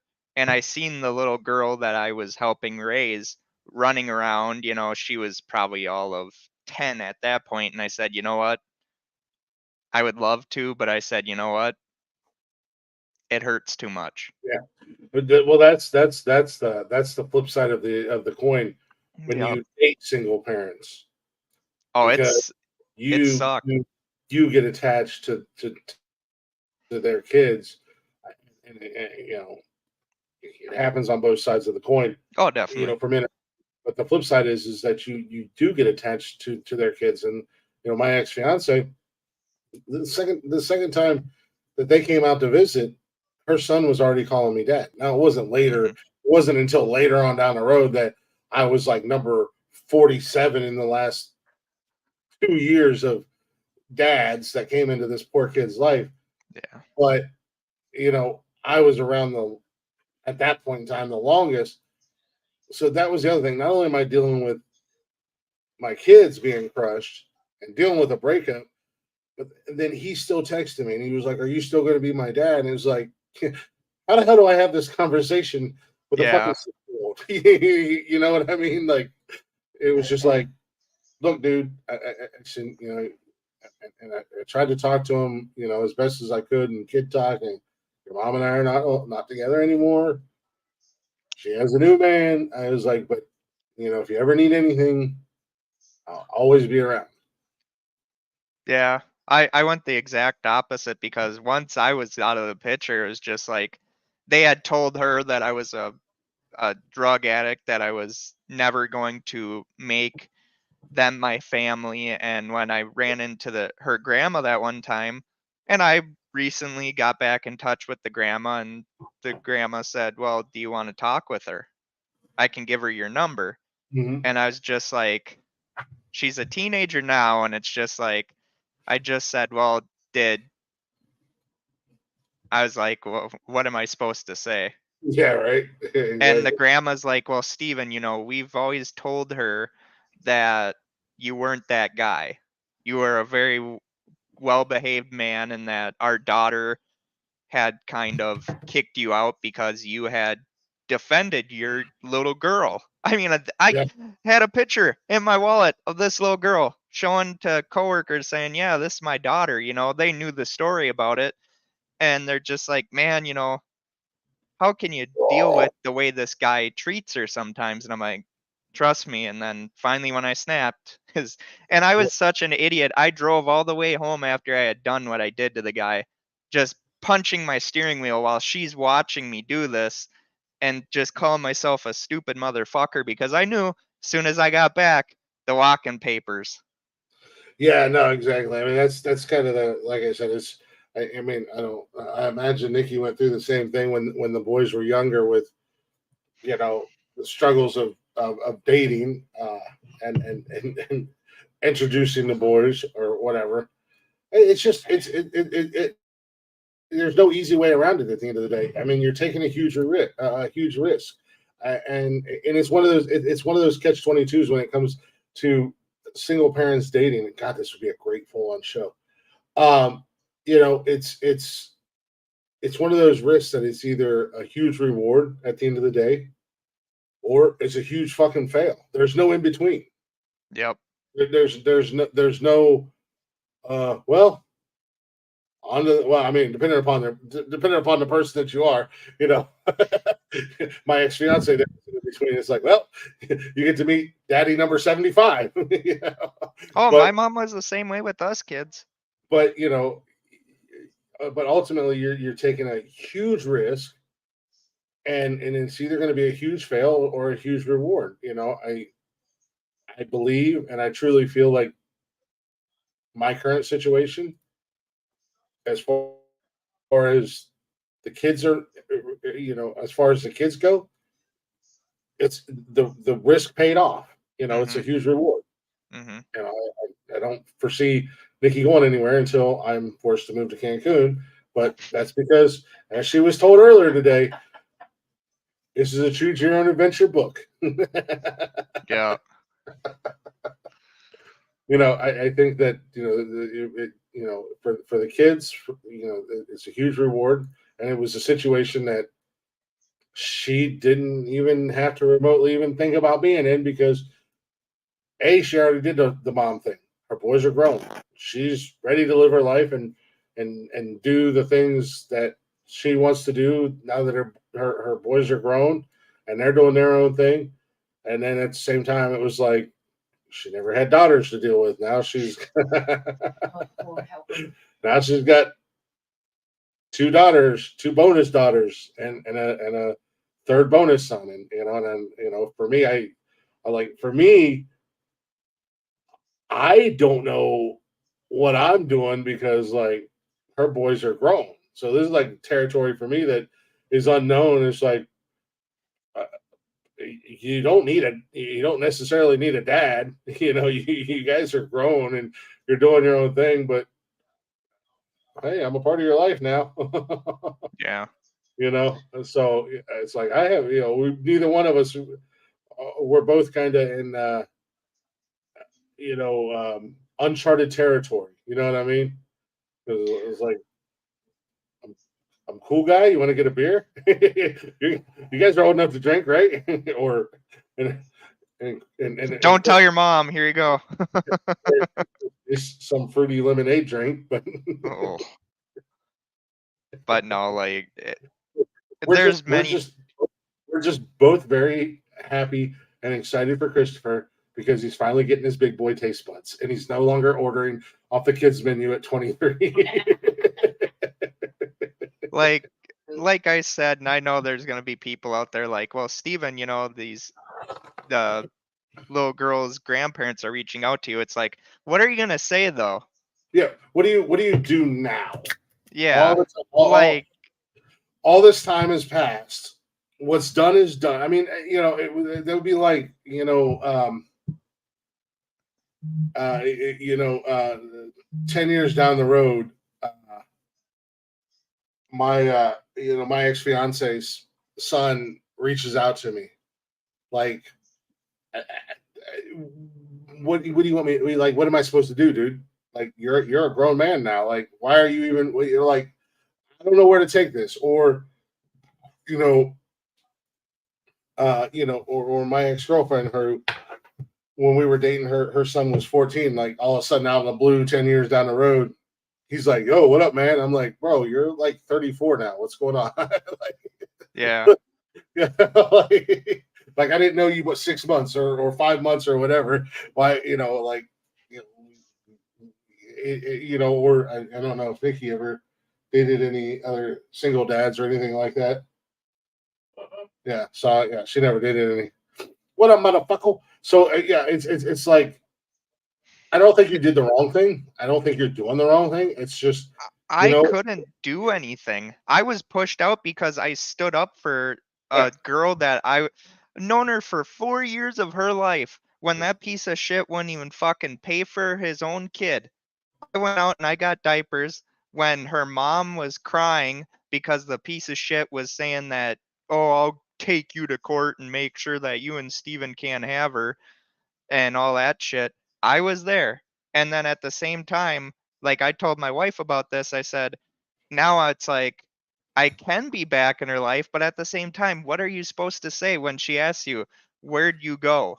You told me you were going to see me that next day, and you never showed up.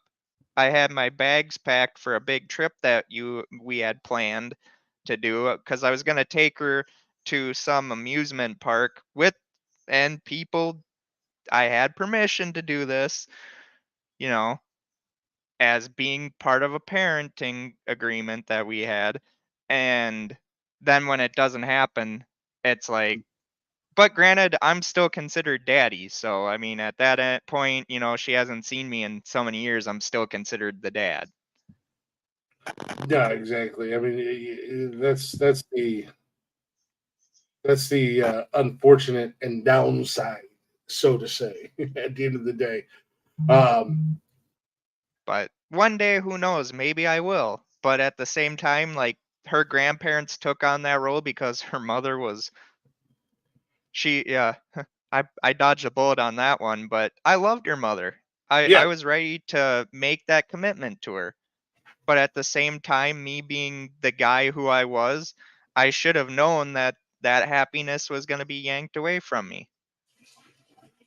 Because at the end of the day, I looked at her as my little girl. And when her real father is putting hands on my little girl, you find out that, when that little girl is crying to me saying, hey, daddy, my real dad is doing this to me. Why is he doing that? And me being the old school guy, you don't fuck with a kid like that. I mean, you don't. no, And so yeah. At the when end of I the day, did what I did at the end of the day, yeah, her mother didn't like that I did it, but it's like, hey, at least I had the balls to do something. yeah, no, exactly. I mean, and that's one thing that's a mainstay in the world, or well, not necessarily in the world, but in society and in culture, is that kids are no nos. Kids are off limits. You don't fuck around, and you don't want to play the game of fuck around and find out when it comes to kids.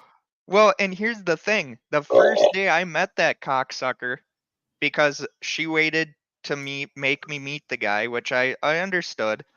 He shook my hand when she wasn't near us and he says, I'll make sure you're out of the picture. He's like, I don't know how I'll do it, but I'll make sure you're out of the picture. And I told him, I said, try your fucking best. I don't And went in and kissed him on the lips and told him accidents happen every day. no, I was trying to be a better person at the time but yet again, stupid me. It's called emasculating and putting fear in somebody's. Oh, I told him, I said, take your best shot. Yeah. Well, And he I should did. have never. Oh, he did. He made it count. No, no. Piece of shit had to use his little girl to do it, Yeah, or had to use my daughter. I should be able to say that to do yeah. it. I mean, that's the unfortunate downside, man, and that goes back to what we were talking about earlier, um, with the disposability of men. Mm-hmm. When you stepped up and you stepped in, and um, a lot of men and women out there will step up, and the phrase step parent, stepmom, stepdad, it kind of comes across a little Backhanded it. yeah, but mom, or I like the phrase bonus mom, bonus dad, bonus kids. I like that.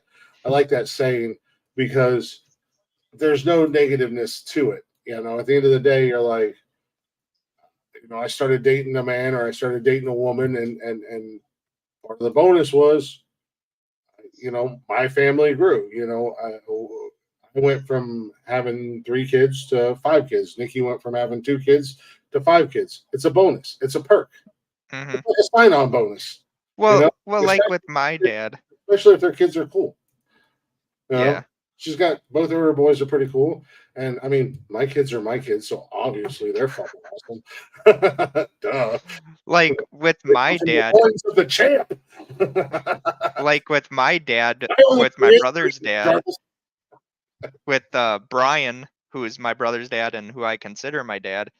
Once I was told who my real father was, I had to ask Brian. I was like, what am I supposed to call you? And he's like, I'm your fucking dad. You call me dad. Mhm. He's like, Ernie did not do a single damn thing for you. I am your dad. And that's the way little Rebecca looked at me. And her grandparents, thank God, have kept that in her memory that, hey, Stephen, before we took you in and adopted you, Stephen was your dad. And he still could be your dad, but that's both your choices. That's that's down the road. I mean, that's a Yeah. decision that you guys make together, and the opportunities there, and you do what's best for both of you. At the end of the day, But you know, my stepmom, I've never called her mom. She's always been Joe. mhm. No disrespect, but it's just what I call her now. The woman put me Ernie, I never met him, so that's not like I could. the woman put me through hell and back. We've had a lot of our own issues, and in my opinion, she, when I was younger, I'm older. I can look back at certain things, not everything, because unfortunately, there's a lot more bad than good. She never earned the title of mom, in my opinion. Yeah. I'm not calling some woman who comes into my life just because she comes into my life, and my dad marries her mom. Yep. You know? But that's me. Maybe some kids out there don't want to call mom's new boyfriend or dad's new girlfriend mom right away or anything like that. But that's just because they might be, say for instance, mom or dad goes from relationship to relationship to relationship to relationship. You know what I mean? They don't last very long. They're not around very long. Whatever the case may be. And they're not, and they've been burnt so many times. And again, this is that thing where Yep. you got to put your kids first, man. And it doesn't matter how old they are or anything like that. You still gotta think about them when you make decisions, because the decisions you make, especially when they're younger, when they are kids, the decisions It you comes make back don't on affect them. you, but they affect them. So, Well, for me, like I said, I've never called her mom just because at the end of the day, mom or dad's a title you earned, in my you opinion. earn your. It's not just given. I mean, yeah, she's done some good things for me, and she's helped me out from time to time. But at the end of the day, almost every time she's done good things or helped me out, it's come at a cost. Yep.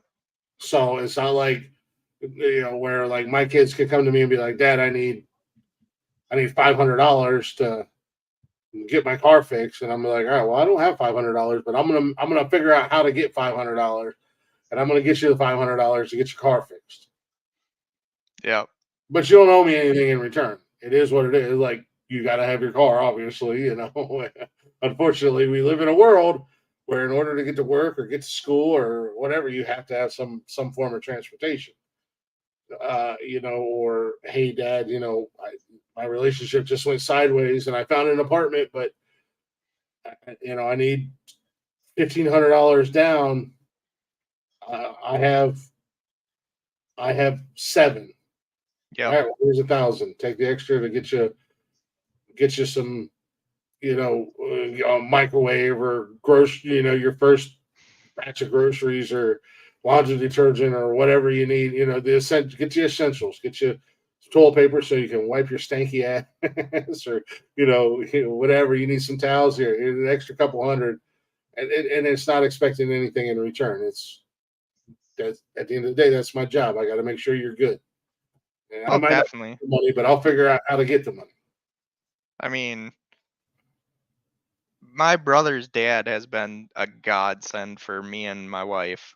I mean, it's never, and even when I was a kid, it was never that he gave us money, but like when me and my wife were, we had run behind because a fucking deer decided they wanted to meet my fucking fender.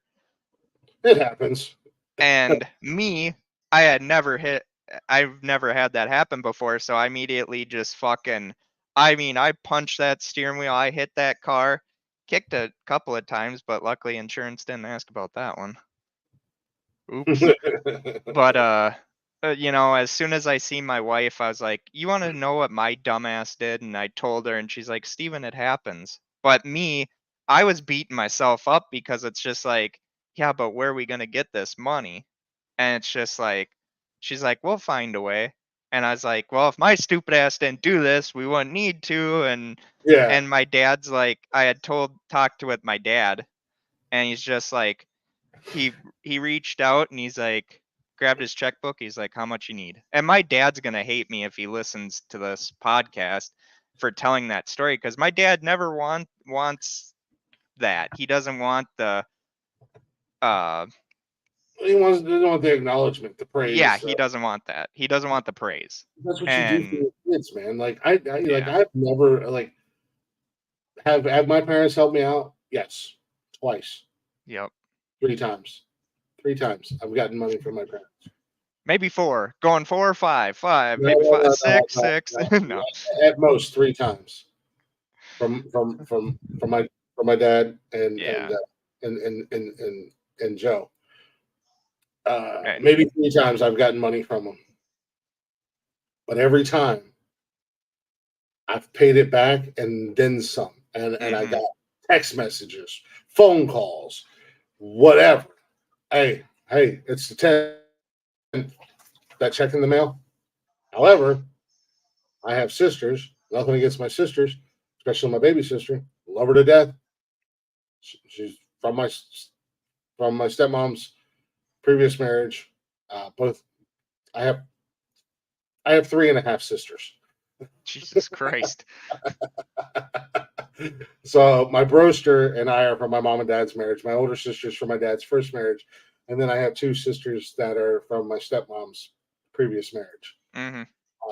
Love them both to death. My baby sister, first and foremost, those are my sisters. Nobody's going to tell me anything differently. Those are my Yeah. sisters. You know, our parents have been together for over 30 years. I've known my baby sister. She was like, I don't even think she was quite a year old, but they have given them thousands and thousands and thousands upon dollars, not to mention everything else, and never once asked for a dime back. But when it comes to me, the even though I'm looked at as the black sheep of the family, Mhm. I'm the most reliable. I've always been nothing more than a phone call away. Mhm. I'm always kind of shit on, and it's just like you lent me $2,000 and I paid you like $5,000 back. What sense does that make? Yeah. You know, and I didn't even ask for the $2,000. I was getting a car when my wife first left me. I was getting a new car, first brand new car I ever bought, and all I needed was just them to co-sign. And they took it upon themselves because I was in South Carolina, they were here, so they were able to do everything electronically. And they took it upon themselves to say, "Hey, we want to put $2,000 down for a down payment." And it wasn't. And I told them it wasn't until after they'd already done. I said, "I didn't ask you to do that. I had the money. I was good. Like, but now I'm stuck paying it back." And literally every month on a certain date, I got a phone call and a text message. Is the check in the mail? You put $2,000 on your fucking on your credit card, and I wound up paying back like Yeah. 4 or 5 grand. Like they don't make no sense. Like I understand Yeah. interest and that and the other thing, but when you're more than paying 4 times the amount of what you're supposed to every month, like it doesn't quite add. The math ain't mathing at the end of the day. But I paid it, and you know what? I didn't ask for it. No. You did it. Thank you. but you didn't really give me a gift. You got your money No. back at the end of the day. When I came to Ohio and I first moved into my first apartment, I was a little tight on money, um, and whatnot, and I did ask them for a loan. They gave me extra, and again, I more than paid back what was owed. And then they were going to leave state, and I think I owed like $500 or $600, and they were like, "You know what? Don't worry about that." And I was like, "Well, that's awful white of you." Yeah. Like, Well, goddamn. I paid on this shit for almost 4 years. Thank you. well, Congratulations. that's like Yeah, go my get the my 20 mother-in-law pulled euros. that shit with us, where it was like we never asked for any money for our wedding. Um, Shit, I that's wish. all you and I are asking for is money from everybody. Well, but here's the thing, like her. I told my wife this because my wife has found out the better side of the family to ask for money for if we ever need it, my side, because they're not going to hold it against you. They're going to be like, yeah, don't worry, you don't have to pay us back, or if anything, just know you're our family, treat us well. And well, Mhm. then we were down like 1,000 short, and I mean, honestly, if my wife would have waited a couple of more days, I would have added. And so then she's like, well, Steven, my mom wants to help us out, no strings attached. And I'm like, I looked at my wife, I'm like, do we know the same woman you're talking about? Mhm. And so then I was like, I mean, if there's no strings attached, fine, whatever. I'm not gonna fucking be that asshole. And I knew as soon as her mother wanted to weasel in her ideas, I knew what was gonna be said. Well, I gave you this money and you guys chose to accept it. I'm like, you didn't give me shit. I said, and if you want that money back, I'll cut the check right now and you can have your fucking money back so I don't have to hear about it. But like I told my wife, I'm like, you know what? Once I get that $3,000, once I make that back, I'm going to write your mom a check and I'm going to give it to her. And I'm going to say, now I don't need to hear about it for the rest of my life. And you may say, no, you're not going to take it. I'm going to be like, the check is in your name. You can rip it up, do whatever you want. But my end of it's done. Yeah, I'm out. Well, that's the thing. I'm the type of person. I'm not liberal with people's money I take. I'm very hesitant to ask for help. I Yep. won't. I actually, I'm not hesitant. Let's be honest. I won't ask for help. I won't, Same. because in the past, every time I've asked for help, there's always been conditions or Yep. strings attached, Thank you. and it's like, I don't want that. I don't want No. that from anybody. I'll figure out. I'll figure out a way. I'll make it happen one way or another. I'll make it happen. I'll find the money. I'll get the money. Don't fucking worry about it.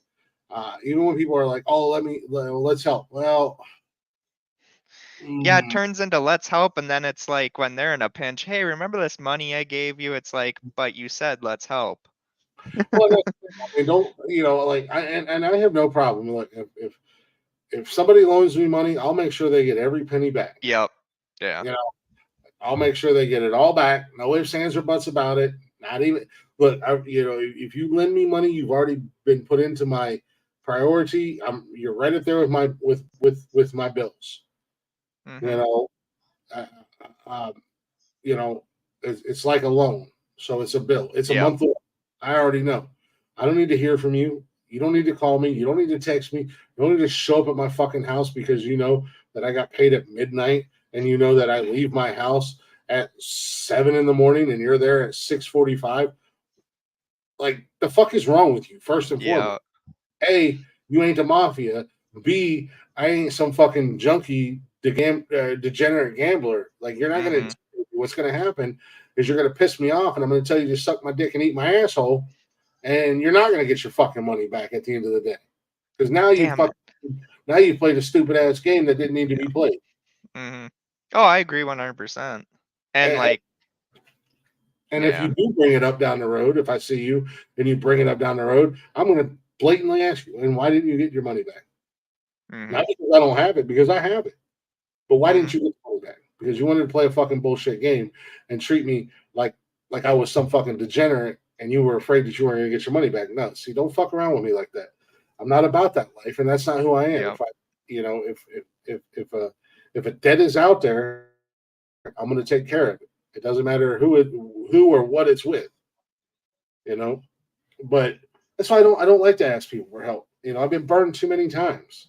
Well, exactly. And I even told my wife, I was like, and I didn't blame my wife for it. I was like, I know who to blame for it.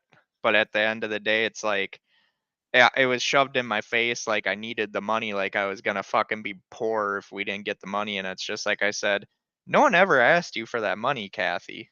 You should totally remind your wife of it and give her the old what for, if you know what I mean. No. Like, the way I handled it, I shouldn't have, because as soon as Alyssa got home, I let both barrels go that night, because I was so stressed out with this whole fucking wedding thing, because it's like I'm being forced or told that, hey, you're gonna have this 65-year-old man that's fucking my other daughter come to your wedding, and if your parents don't like it, tough shit. And it's like, nah, you don't fucking do that shit with me. I don't give a fuck if I have one of his kids in my fucking wedding. You don't fucking give me the fucking nth degree that I'm gonna have this piece of shit at my fucking wedding. I'll fucking take goddamn fucking Shoeless Joe in the fucking holy cornfield over that cocksucker any day. And the thing is, her family don't even like the guy. But because I decided to fucking say it's not gonna happen, I'm the motherfucking bad guy. Congratulations, Jarvis. You got Nikki over there laughing. Like, and thank God for my wife being who she is, because I mean, she gets home from work and then she's got me fucking saying, you know what, fix this shit or there ain't gonna be a motherfucking wedding. Oh yeah, and that's one of the joys about being a man and doing the things that we do is unfortunately we and again, I've said it before. I've said it multiple times on this show. Mm-hmm. We are pressure cookers. Yep. As human beings, men or women, but it happens more for men. We're pressure cookers, and we let stuff build up, and then it explodes. And unfortunately, when that pressure cooker explodes, or us being the pressure cooker, like you said, you had both barrels loaded when Alyssa came home. You weren't mad at her. Unfortunately, when that pressure cooker finally reaches its breaking point and we explode, we generally take it out on somebody who A doesn't deserve it, or B has nothing to do with. Now granted, she has nothing to do with the issue. And thank God for Mark. I'm guilty as a motherfucker of that. Yeah, because because 9 times out of 10. I want to see if that Planet Fitness thing works for me. Thank you. 9 times out of 10, I don't always feel like and I know I have Nikki, and trust me, I know I can talk to Nikki about anything, but sometimes I just feel like I can't, so.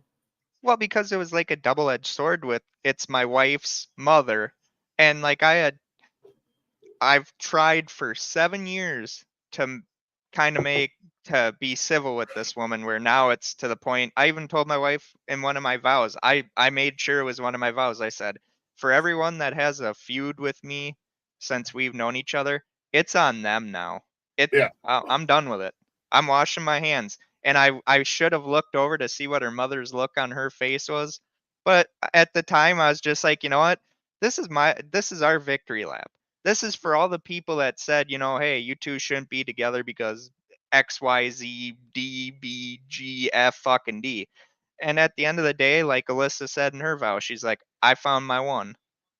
And that's all I need to hear. Yeah. Like I had that whole week, last week of planning was just fucking like, I couldn't even stand up for 2 minutes without having to fucking feel like I'm gonna pass out with the stress. Huh? You have anger issues. I do. I was like a Roman candle pouring rage. I'm going off like a fucking hurricane. Even during your vows, you still took a shot at people. Oh, it wasn't as bad as what I wanted to, though. Buddy. And my dad, he kind of pulled me aside and he's like, you shouldn't have said that. And I'm like, I know, Dad, but you know what? I've been poked and prodded, I've been stabbed and all that shit. And I said, I never once sent Alyssa home crying, never once put a finger on her, and yet I'm still the bad guy because some 60-year-old piece of shit that decided to knock up their other daughter. It's on me for that shit. And my dad's like, no, I agree with you. He's like, but you know what? You could have handled it a little bit better. And I was just like, I wanted to fucking, I wanted to yell at my dad, but at the end of the day, it's like, my dad's right. No, he was. Like, that motherfucker with all his advice and me being the stubborn son of a bitch, I was like, yeah, but and I'm like, Dad, I love you. And he's like, I'm proud of you, Steven. I'm one of the most stubborn, hard-headed sons of bitches you'll ever come across. Oh, yeah. What?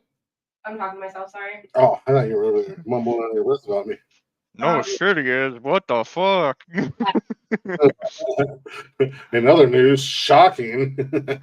I feel like Nikki and my wife would be such good friends. And like most of the time when they're at the bar, they're talking about how much stubborn we are and how lucky we are as men. It's like, you're fucking lucky too, fuckers. Nikki and I were talking today, and I had somebody ask me a question. Do you feel it was multiple questions, and it was, do you feel like I'm in borderline counseling right now.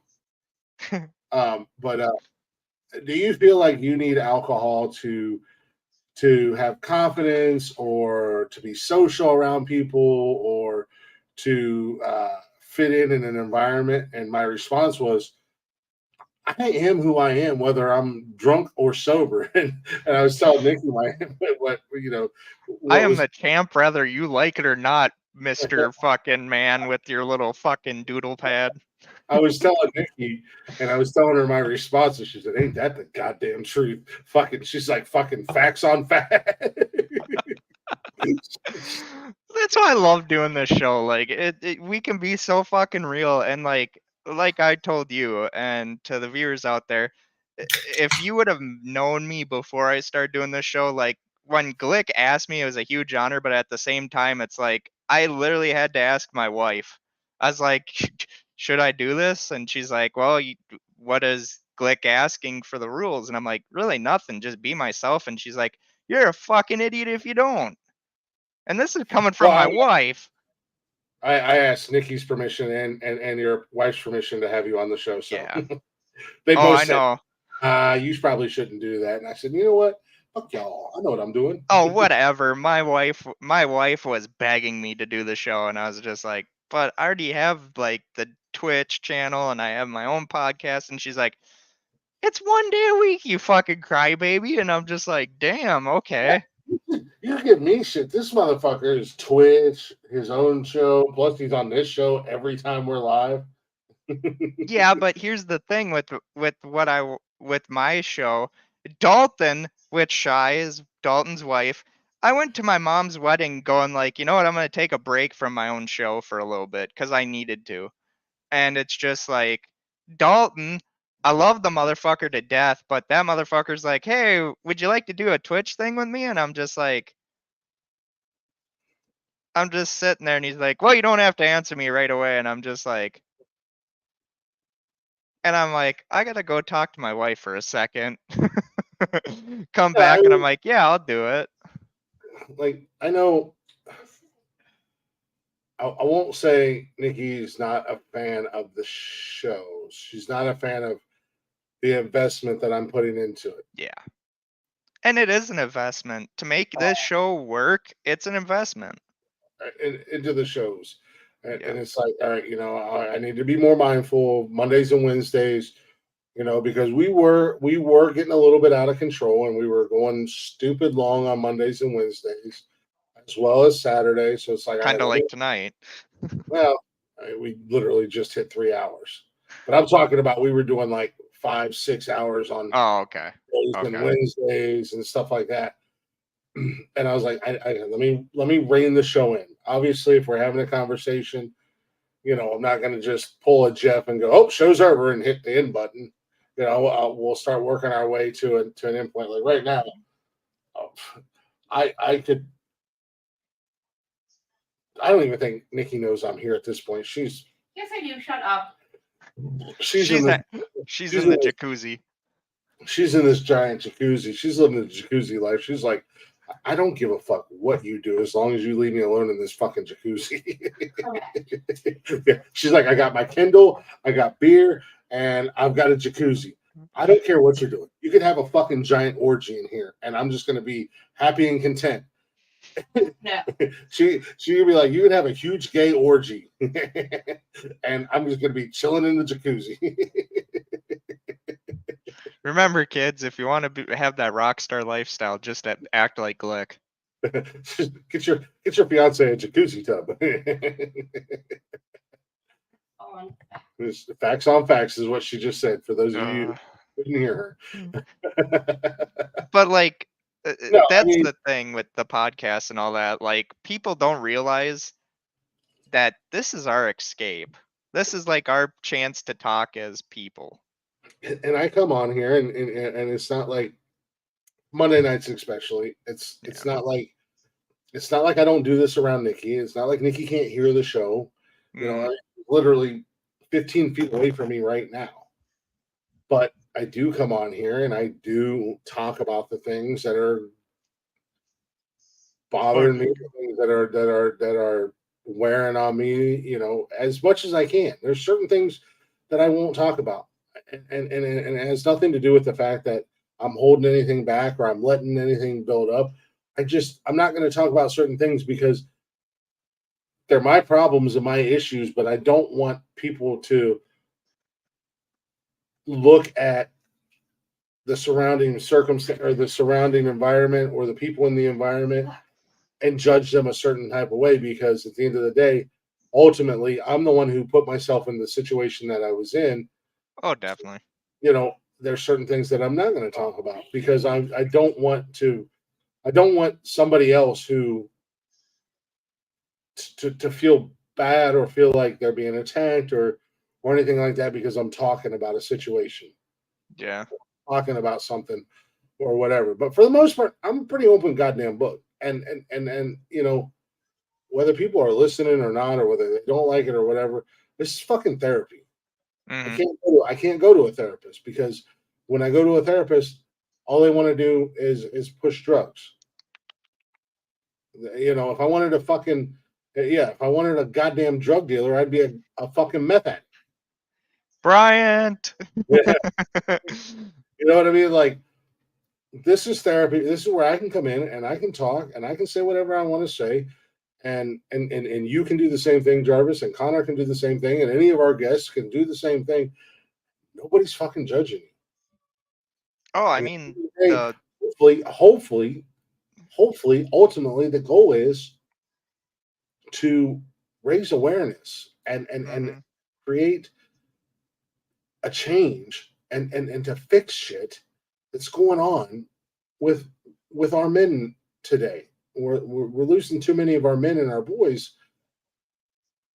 because there's no safe place. There's no safe environment. There's no real legitimate safe place or safe environment where we can talk about the things that are going on and the things that are driving us. And I got to say this, and I'm not even mad at it. As far as like the podcast platforms, this is our highest rated show. Yeah. This show is absolutely embarrassing. Nonsensical nonsense. Well, because I think it's one of those things like we even talked about, when we're not live, you, me, Connor, Brian, is that it's such a subject that hits so close to home. and that's why I've always been so proud, and I try and bring my A game.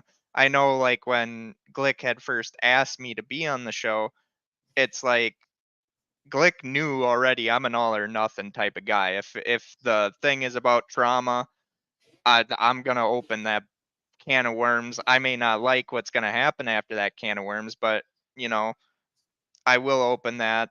And with the stuff that I've talked about with my wife and all that, my wife knows that I won't cross a certain line, because to me, there, like Glick said, there's stuff that you can talk about, and then there's the stuff that you don't want other people to hear. And at the end of the day, I'm pretty much like an open book, but to hear that this is doing as well as it is, and I've had a few people that, I've sent the link out to watch the show, or I've talked about the show and they're like, hey, could you send me the link so I can listen to it?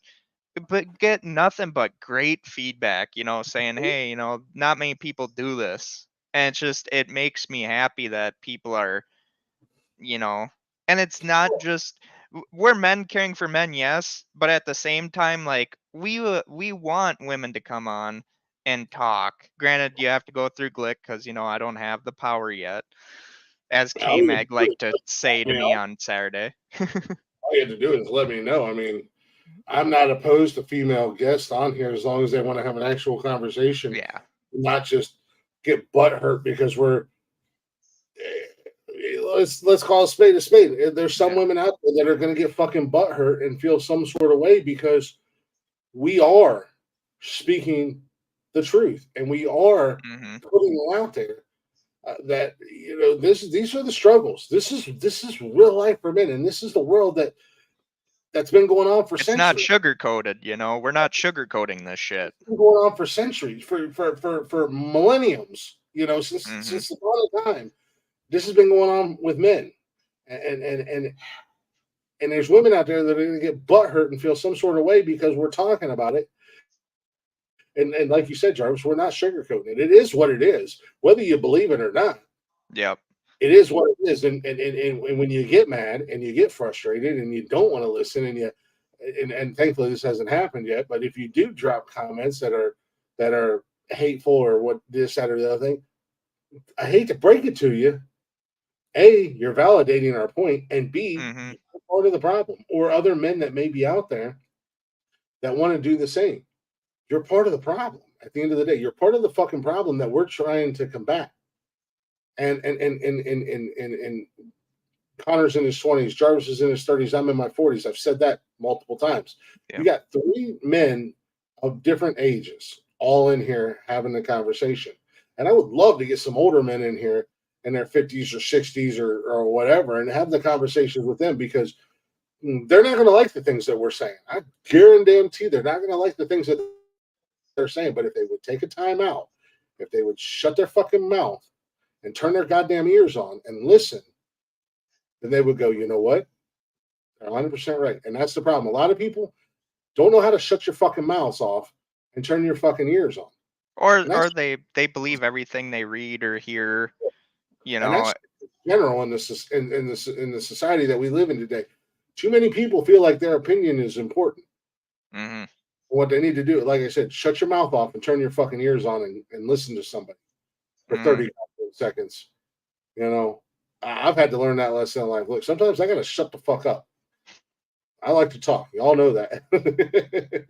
Me and you both. Like, it's so weird going from a host of your own show to a co-host. But like I told Alyssa, I'm like, if tomorrow I was told, hey, maybe you shouldn't do your own show anymore, or that voice went off in my head where it's like, hey, don't do your show anymore. Focus all your energy on Mondays or Men Caring for Men, in a heartbeat. Because it's like, I don't have to run the show. I can just sit here and be a dumbass like I mostly am and then let Connor fucking roll with his shit. And that's what makes it perfect. I'm the third man. Hey, I'm okay being the C Squad announcer, as Glick once told me once upon a time. I think you're just as much the second chair. I wouldn't ever say you're the third man or the third chair. I think you're just as much the second chair as Connor is. I'm like what? Or as Nikki said, you're the redheaded stepchild. You know what? You know what, Nikki? I don't want to hear it. Don't make me come over to Pennsylvania, the armpit of the fucking nation, and be like, hey, look at the fucking Steelers. Suck my balls just because you were good once upon a time. Hey. You're a Vikings fan. Calm down. All right. I'm with Nikki Shut up, on this Glick. one. You're a Cleveland fan. Look, I'm with Nikki. I'm Team Steelers on this one. All right, buddy. You're a Vikings fan. You can't say shit. Yeah, I know. No, Terry Bradshaw is one of the funniest fucking Steelers quarterbacks in the world. And Ed O'Neill was once upon a time a Steelers football player. Ed O'Neill Yeah. was actually born and raised just 10 minutes from here in Youngstown, Ohio. And Really? Youngstown is on the border of PA. So, like, we went to, everybody in PA knows Ed. They know Ed O'Neill. Like, he's I'd a love young, to meet him. I'd love to have him on the show. we went to the Quaker State and Lube, and the one that we went to is 64. What? When was it? When did they put the Quaker State in there? 64, 74, something like that. It was like the original Quaker State and Lube. 74. And they've got. And I was looking around in there because it's been there since 74. Yep. In the same building. Which was And the they've start got of the Steelers dynasty. They've got a ton of pictures of Ed O'Neill, and they've got him like he was a teenager, and he was in there, like with his friends and shit like that. It was just like Youngstown's own, you know. He might have been born in Ohio, boy, but we claim him in PA too, type shit. Like they love that man. We went in there for dinner Saturday when we got here, and one of the waitresses, she come around the corner, and I was in I had a Browns hoodie on and a Browns hat on, and she was like, "Oh shit, there's a Browns fan." You know what the sad thing about it is like there's a part of me where I don't want to be famous because Lindstrom, my hometown's gonna be like home of the Jaravici Project's own Steven Jarvis, and I'm gonna be driving by that fucking billboard, and I'm gonna be like this, and then there's gonna be like those people that are gonna be like, oh yeah, I knew Jarvis, I knew when I seen him when he was a little grasshopper, I knew he was gonna do great things, and it's just like, bitch, motherfucker, you never said one word to me. My ego alone would love to have a sign in my hometown that said "Home of Glick," because God, I'll take you to Lindstrom, and I'll show you why I wouldn't. If that wouldn't just burn so many motherfuckers' asses, as only like and like my quote unquote hometown, and then my family. So like my entire family is from the same town, which is where my kids go to school at and stuff like that. Yep.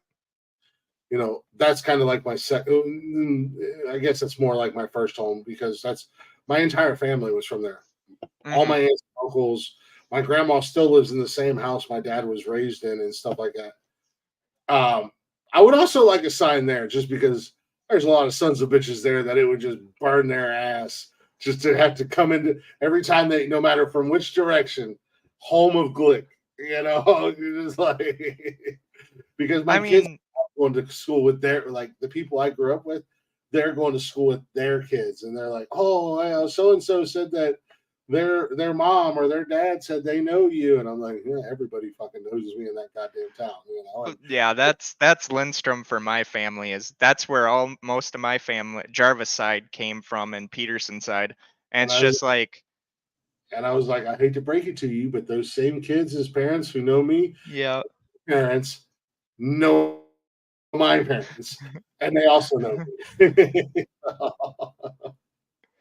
I guess I wouldn't know how to handle it going to my hometown and all of a sudden seeing that little thing on there saying home of Steven Jarvis, who does Men Caring for Men, and like if I told my wife, I'm gonna make the sign and it's gonna go, hey yo, it's so yeah, all right, it's doing a podcast here. Like I told my wife, and and it'll be a law in your town. Anytime somebody reads that sign, that's exactly how they have to read it. Yo, hey, yo, hey, yo. The worst thing about that is gonna be like, but he's French Canadian. Where'd they get the Italian part? And it's just like, don't question it. Just don't It's also question it. not Jaravici, it's Gervais. Yeah. Well, because Gervais, or however you want to say it, it's French Canadian at the end of the day. Yeah, like his name's not even Jaravici, it's Jarvis. Hey, shut up. Yeah. No one asked you. Yeah, right. It's Jaravici. Dude, like my wife, Alyssa's like, you know, when our merch and all that starts going up, she's like, you know what? If Glick doesn't do a Jaravici shirt, you're missing out. She's we like, don't I think that would sell just as much as the champ. spell Jaravici because nobody knows how to Yeah. spell son of a bitch. We just made up a name. And that's the great thing. Like, oh my God. I told my dad one day, I'm like, he's like, so this Men Caring for Men, what's that about? I'm like, Dad, I can't even describe it. You have to watch it. It's the podcast that you can't put into words. And trust me, if you don't think I won't you don't think I'll make a shirt with some guy going like this, and Dude, going, you "Oh, do it. Tell me about it. I'll be the first motherfucker to buy that shirt. nonsensical nonsense on the front and on the back. It'll just be a guy with his hands up going, hey, oh, it's a Jaravici. Dude, I'll give my likeness for that shirt. I don't give a shit. Just so I can go up to my dad and be like, hey, Dad, look, I got my face on a shirt. I got my face on a shirt, wear it. It's on the asshole side of it, but you know, hey. Glick means well. I feel like a lot of people say that about me. He means well. But he sounds like an asshole. Yeah, well, he is, but he means well. I told my wife, I was like, you know, I may do a Twitch, I may do my own show, but I said the show that means the most to me is this one. I love this show. This is something that I've wanted to do for a long time. Yep. And I gotta be 100% honest. I'll be 100% honest. It's for selfish reasons. I wanted to do it for me. Mm-hmm. Obviously, I want it to be what it's going to be. I want it to be, a voice for men's mental health. I want it to be a voice for men. But at the end of the day, it's also a voice for you. But in all honesty, I wanted to do it for me. Unfortunately, unfortunately for me, my outlet and my venting was through rage and violence. Oh, I'm getting old. I'm 22. I'm not a young spring chicken anymore. Okay. Yeah, and I'm 21. I'm 22. I'm 21. I'm 22, and I got. 42. I'm 22. You're 42. I'm 22, and I took a leap of faith. Dating an older woman, a much older woman, and your daughter is 18. You Look, can't be 22. I adopted her. Hey, Nikki. Okay, semantics aside, he's 22. I'm 21. I'm dating a cougar, or no, I'm married to a cougar, and there's nothing wrong with that. That make her a saber-tooth tiger?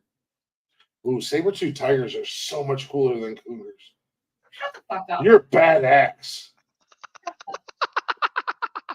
Saber-tooth tiger over here.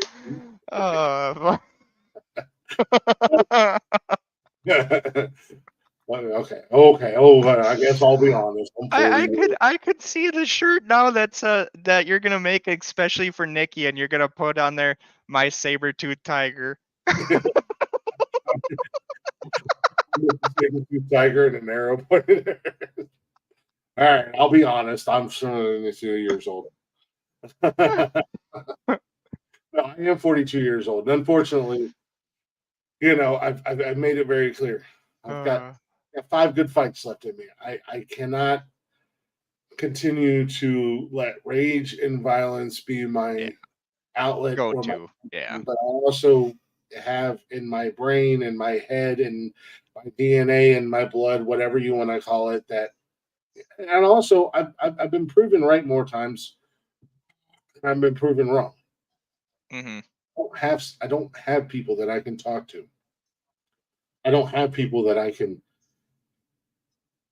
reach out to or whatever. So yeah, this show, in all honesty, yeah, it was kind of selfish. I did it because it's crazy to think this way, but I forget a lot of times that we're on the internet. Like, we're out there for everybody Yeah. to see and watch and hear what we do. But it's something that I've wanted to do for a long time, and I just had to wait for the right guys to come along to do the show with, and those right guys were you and Connor. Yeah. As crazy as that sounds, but you and Connor were those guys that was like, all right, this is the crew. This is the crew that needs to do this show. And it does. It helps a lot, because I can come on here and we do share real life stories, and we share what's going on in our world, and where we're at and what's going on, and stuff like that. So, what started out for selfish reasons has become so much more. At the end of the day, the last couple months doing this show has become so much more than just me having a room or a platform to express what's going on in my head, or express. And now it's become, because it's real. It's real. Now it's become, we're a voice.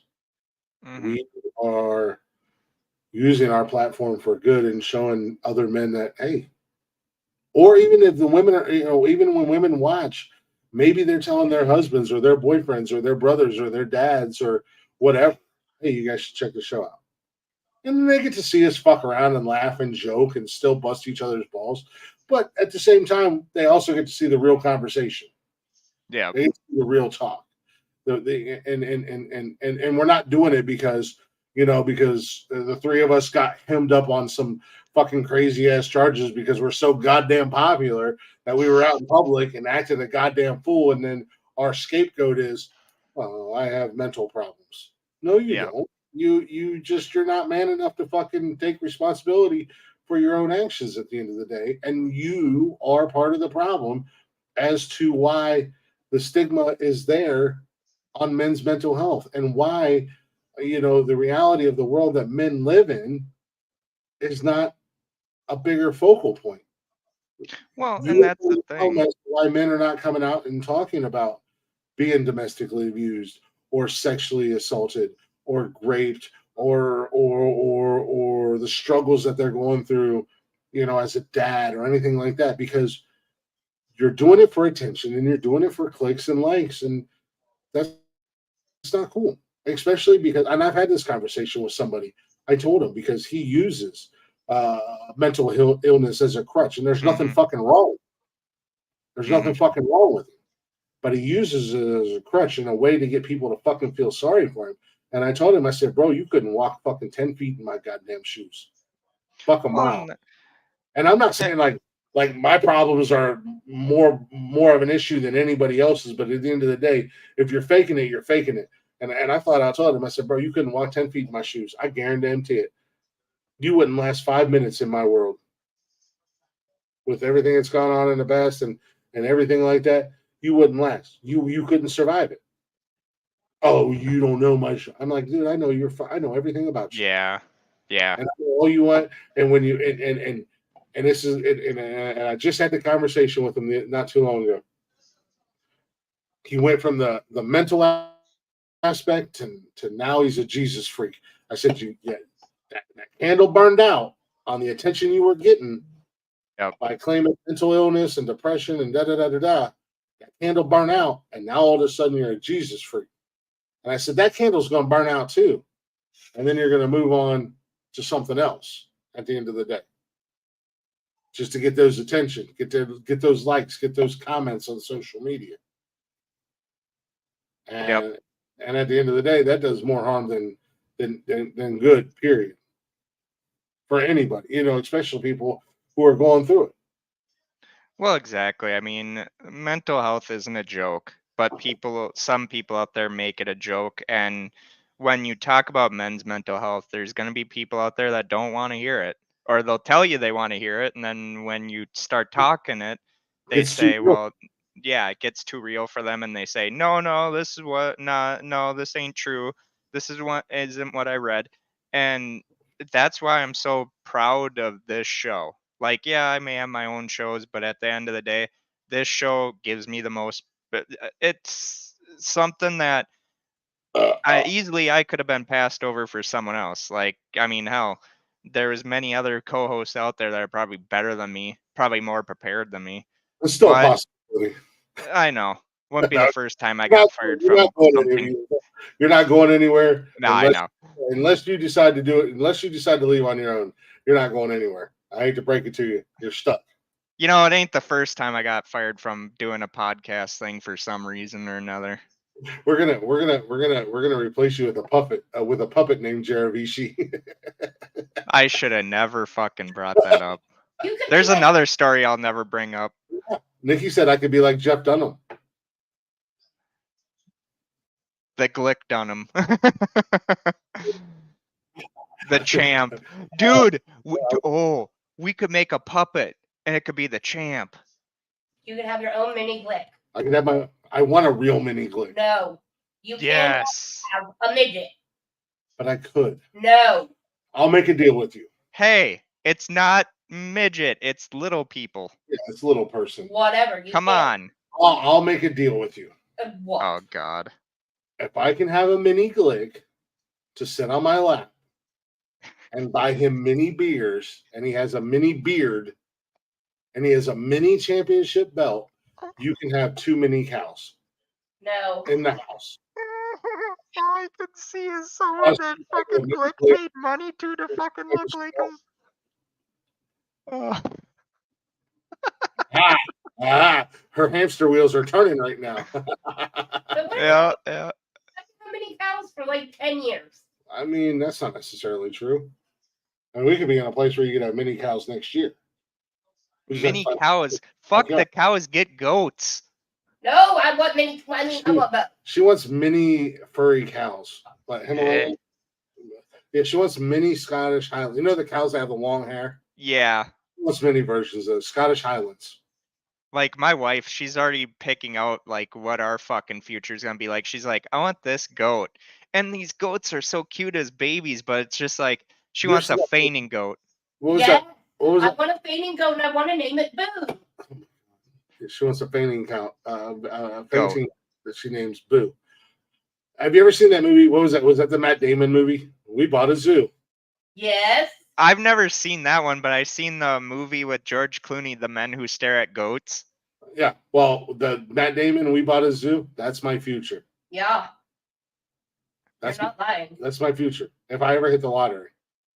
Yeah. Which is fine, because when I hit the lottery and I buy, Nikki, just so you know, when Men Caring for Men takes off and it makes us millionaires, we're not spending it on any of our significant others. Oh no, I am. Oh, okay. No, I told her, which is fine. When I hit the lottery, when I hit the lottery and I buy anywhere from 500 to 1,000 acres, each one of the kids get 10 acres. Her mom and dad get a couple acres, and everybody gets to build a house. I want to build a house for her mom and dad that's going to make sense. Town. Yeah, it makes sense for them. A ranch. Everything they need is on the first floor and whatnot. And then the kids can have a house up to 2,500 square foot. Nikki's going to get a house too. And it's going to have a barn and a fenced-in area where she can have her. Why can't we just have that? Why do I have to have my own house? Well, because I don't want farm animals in the big house, in the main house. Yeah, this is Yellowstone. Everyone else gets their house, and then there's the main house. Yeah, you can't put. Come on, Nikki. You know this. No, but I can bring them in one at a time. I buy you a she house. I don't want my own house. It's just for you and your farm animals. No. You get to live in the main house. No. Obviously. No. Your farm animals. I just have a barn. You know what? You know what? Fine. She can bring her fucking farm animals into the main house. Guess who's going to have his own house? No. The No. I'm kidding, Separate everyone. house. If this show ever does make us good money, yeah, of course I'm gonna spend money on my wife. My wife deserves it. I'm taking care of Nikki. I'm taking care of her parents. I'm taking care of all 5 kids. All I want is a state of the art studio with a real life producer. All fucking Glick wants is his own fucking little town that he can name Glick. Welcome to Glick Glicksburg. World. Welcome to Glick. Welcome to the Champs Town. Home of the 28-time champ. I'll bring goddamn John Candy back from the dead just so he can stand out front and said the champ out front should have told you we're closed. I loved him in that movie. Moose out front should have told. No, Yeah. no, that's all I want. I want a state of the art studio with a real fucking producer that does all so that I can feel what it's like to be you guys. Just sit down in my chair and turn a camera on. You never asked me once. Granted, I do need to learn how to do social media a lot better than what I do, because like people know how to do clips. I don't know how to do that shit. Yeah, I want a producer that does clip. Like I'll hire 4 fucking producers, and that's their job. Like make sure everything's working. And then he's gonna get a fluffer just because he can. Yeah. Upload audio, upload videos, make clips. I'll have a staff for social media. Like you 5 people, this is your job. Social media. Make us look better than we make ourselves look. Make Jervishi actually presentable. Make these clowns presentable. You don't have to do much for me. You already know I'm perfect. Fuck off. No, I mean, no. That's and I've told Nikki that a million times. If we ever hit the lottery, that's the first thing I do is just buy a fuck ton of land. Mm-hmm. And then I tell the kids, look, you guys got 10 acres and you can have a house up to 2,500 square foot. And I'll pay for it. And then we'll give her parents a couple acres, so that they can, mama can have her flower beds and all that stuff and it'll all be one floor. So everything they need is right there. They don't have to worry about stairs or anything. It'll be perfect for them. And then we'll have the big house. And apparently she's going to have a she shed where she takes one animal at a time in. I don't know. That's going to be weird. And then Glick is going to change his name to Glick Dutton.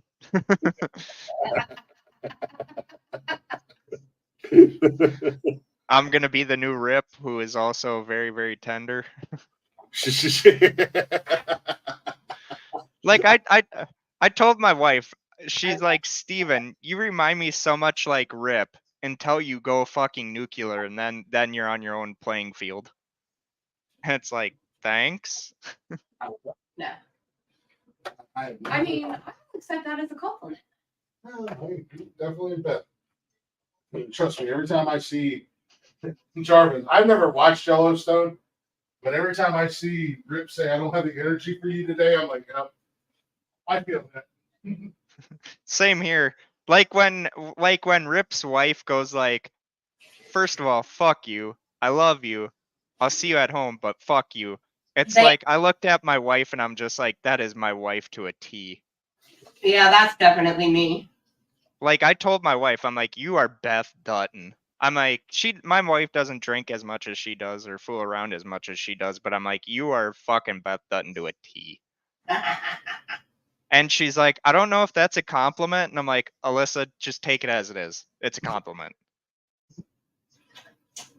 And Rip telling Beth that he doesn't have the energy for her today is not a negative thing. No. It's just it's not a negative thing. It's just it is what it is. I just hate that Kevin Costner is the one that's gonna fucking kill that show. It's like, oh my god, dude, you don't know how much left of your star power you have, why don't you just make this show? Like, this show, if made right, could last as long as fucking Bonanza or Gunsmoke did. No. And now they got all these different spin-offs, which I'm waiting for 1923 or 1912, whatever that one's going to be about.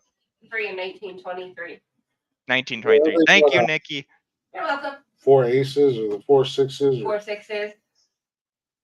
Oh, yeah, the 66s or whatever they call themselves. Which is actually a real ranch down in Texas, I guess. Yes. Yeah. I would love to go see all that shit. Like, I told Alyssa, I'm like, we're going on vacations once I start making bank. Yeah.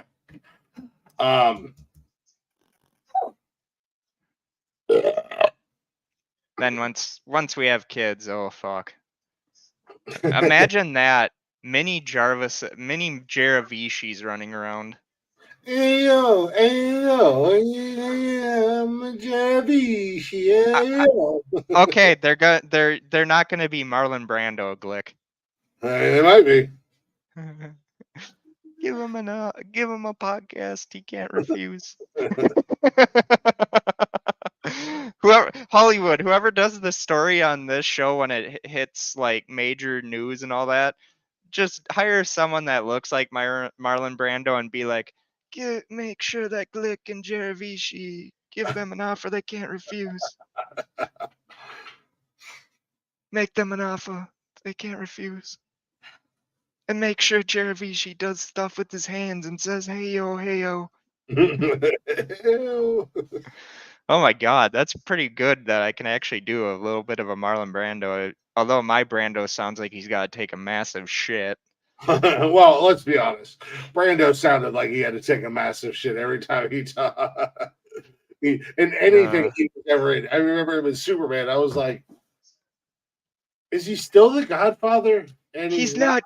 Don't worry, wife. He will not be alone. Because in this fortress of solitude, he will know that he is loved. Is the bed on camera? Huh? Is the bed on camera at all? Not my side is. I need to get me a new webcam. No, we were talking about it the other day.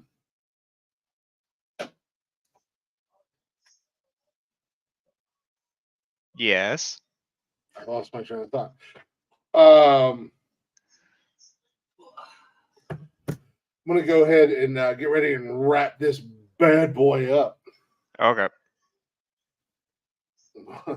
Mama's reading and eating Chinese.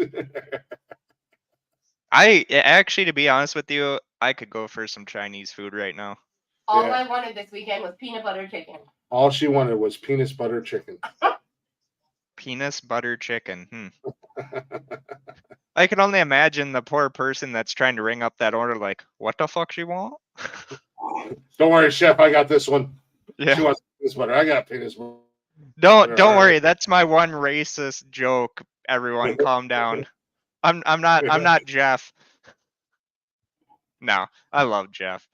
No, I do want to get ready and wrap this up. We're getting a little winded else here. But we don't we want to end the show before we do say something that's going to get it canceled. We're getting a little off the rails, going a little left of center from the conversation tonight. However, before we take off, I do want first and foremost, Jarvis, you know the deal. Get you a quote ready, find you a quote, whatever you need to do. I know the theme for this show, although I know that we won't be able because they'll fucking be like, no, copyrights. Crazy Train. That'd be a good one. And I could actually, I mean, I can't find it now, but that's neither here nor there. I can find it for later on down the road. That'd be cool. I think actually let me get through this and I'll explain what my thought plan is, or my train of thought, whatever. Anyways, we do appreciate you guys listening. We do appreciate you guys hanging out, and I understand there's going to be a lot of people Yeah, you know what? Fuck it. I'm not sure. There are going to be a lot of women who aren't going to like what we had to say tonight, but it is what it is, and it's the cold hard truth, and it's the facts. Unfortunately, this is the world we live in. It's a society we live in. It's social media. As social media grows, and it gets harder every day. And I know a lot of you are going to be like, "Oh yeah, it's so tough being a man." Fucking put yourself in our shoes. Walk a mile in our shoes. I dare you. Try being Jervishi all the time, okay? That's a struggle in itself. Fuck off. Look, no, in all honesty, we mean no harm by it. It's not meant to be vindictive. It's not meant to be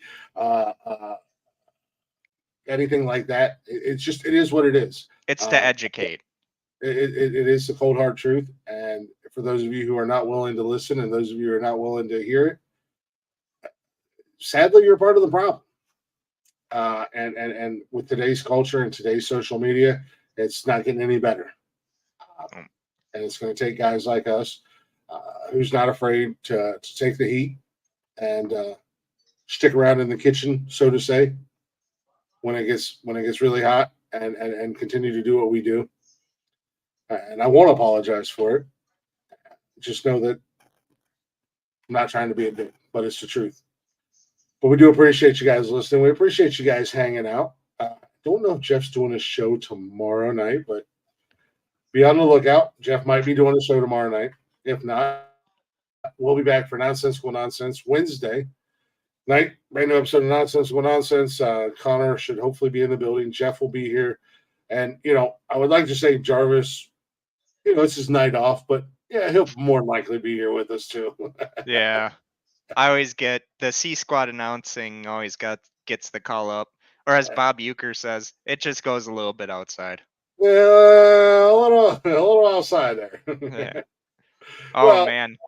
I'm like, I'm gonna give Jarvis the night off. I'm not gonna let him be in the comments, let him be in the chatters about. And Connor's like, Jarvis, get your ass up here. Yeah, I know. I love doing it. Like it's a whole different thing on Wednesdays and Saturdays. Like it's our days to where the band-aids are ripped off and we can have fun. That's the way I look at it. We just have fun. But if you're not already, go ahead and check out the social medias: Facebook, Instagram, X, and TikTok. Don't forget, we do. My nose is bleeding. What? Not like my nose, but on the side of my nose is bleeding. I can, you know how like you can look down and squirrel. Even when we try and end the show, we can't really do it. No, social media: Facebook, Instagram, X, and TikTok. We do Men Caring for Men every Monday night, 7 p.m.ish on Facebook, YouTube, and Twitch. And you can listen to all episodes whenever you want, wherever you are, on all those podcasting platforms like Zencastr, Spotify, Apple, Google Podcasts, basically wherever. We are in a lot of places. Or you can simply run on over to bio.link/nonsensical nonsense, right down there at the bottom of the screen if you're watching live or if you're watching the replay. It's going to have all the links to all the social medias there, including links to our sponsors, like Zencastr, your all-in-one broadcasting, podcasting, and streaming destination. Simply go to zencastr.com/pricing. Use promo code Words Are Hard. You're going to get 30% off your first month's paid plan. W Energy. We're kicking down the door and slapping big energy drinks right in their cock-sucking mouths because we're sick and tired of energy drinks that leave us with a crash. We're sick and tired of energy drinks that make us drink more than 3 in a day and cause us to have jitters like a crackhead down on the corner fiending for another hit. And W Energy, they don't do that. No jitters, no crash. Also, great flavor, and it's borderline good for you. So join us here at the Nonsensical Network as we wage war on big energy. Head on over to w.gg. Use our promo code Words Are Hard at checkout. You're going to get that discount, going to get them savings, and you'll thank us later.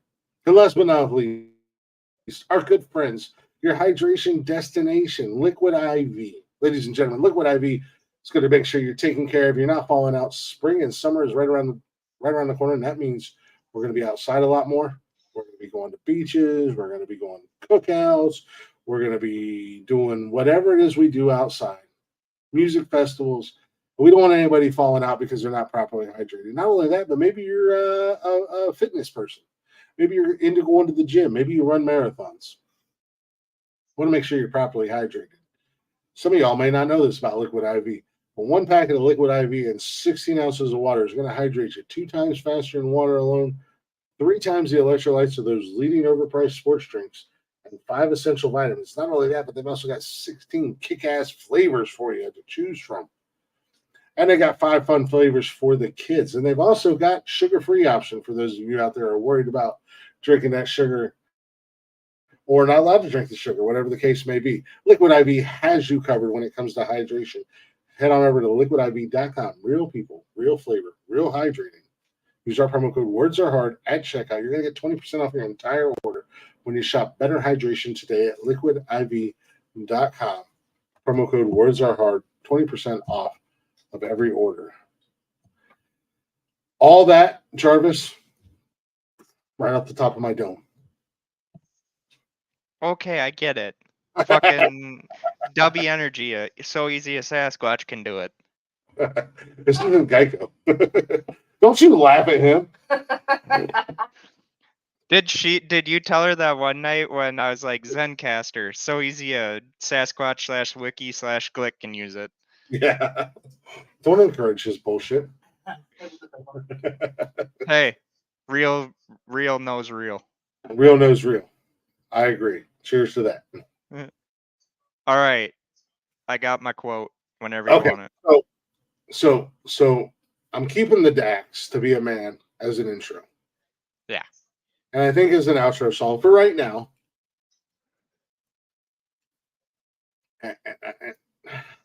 The Wolf Pack. Dun dun dun dun dun. dun. I might have to pull some strings and maybe flex a little muscle. I'm going to try to get somebody to cover both of these songs, but I think I'm going to keep Shine Down Save Me as our outro song. I wouldn't mind that. I love that song, and it is all about mental health. It's about addiction. It's about going through the struggle, and I think it's a good, To Be a Man by Dax, great intro, and Shine Down Save Me, great outro. Yeah. But I'm also gonna call in a favor, if you will, to a very good friend of mine and see if he would mind doing covers of each song, so I stop getting smacked in my butt. I wouldn't mind cover Reba McEntire's Survivor. Yeah, that's a good song if this was women caring for women. Well, I mean, hey, you could switch it around a bit. That's actually a really good song. So, do appreciate y'all listening. We're gonna hit the outro music. Hang tight for the song to be over, and we're gonna come back. Jarvis has got his quote. I got a couple quotes for you as always. The words of the Jeravici. Hey, oh. Hey, I'm trying to do some words of wisdom over here, eh? Shut up, Ama. What's the matter with you, eh? Listen to what I'm saying. The sad thing is that's probably the one thing this show is going to be known more for is the Jeravici. Hey, yo. Fucking Italians are going to kick my ass at some point. Same. They already put a hit out on us. Yeah. But here's a little Shine Down with Save Me.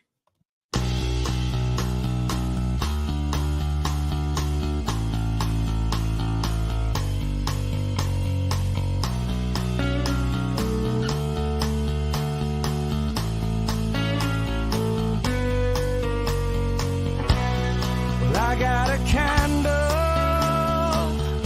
and I've got a spoon. I live in a hallway with no door.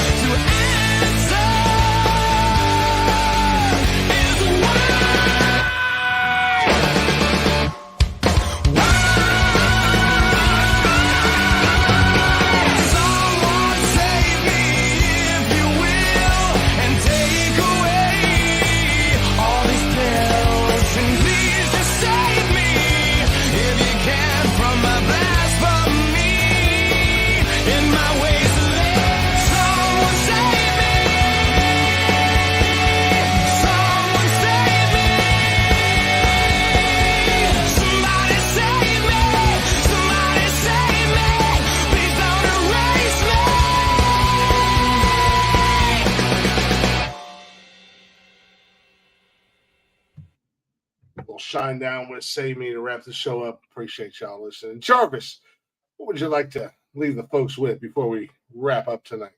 I would like to leave them with this. Mental health is not a destination, but a process. It's about how you drive, not where you're going. Amen to that. Wish I could say the person's name that said that, but no, I'm not even going to attempt it. Just take credit for it. Yeah. Ask yourself, what would the champ do? WWGD. What would Jervishi do? No. What would Glick do? That's going to be like a meme now. With that being said, ladies and gentlemen, there are men who struggle for a day, and they are good. There are men who struggle for a year, and they are better. There are men who struggle many years, and they are better still. But there are those who struggle all their lives, and these are indispensable. That is by Bertolt Brecht. What? Damn. Yeah. I thought Confucius said that. Yeah, and because I like to hear myself talk, and I always have a fuck ton of quotes for you guys. Most women want a man that's already established. And this goes with what we were talking about tonight, with the struggles of men and everything like that. Most women want a man who's already established. A strong woman will be a part of his struggle. Survive it, succeed together, and build an empire.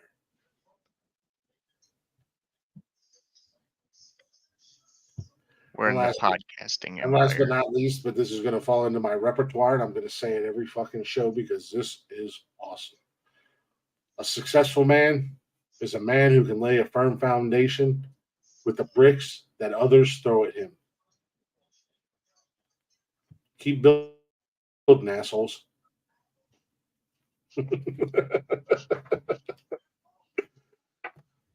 We will see you guys next Monday night for Men Caring for Men, 7 p.m.ish, right here on Facebook, YouTube, and Twitch.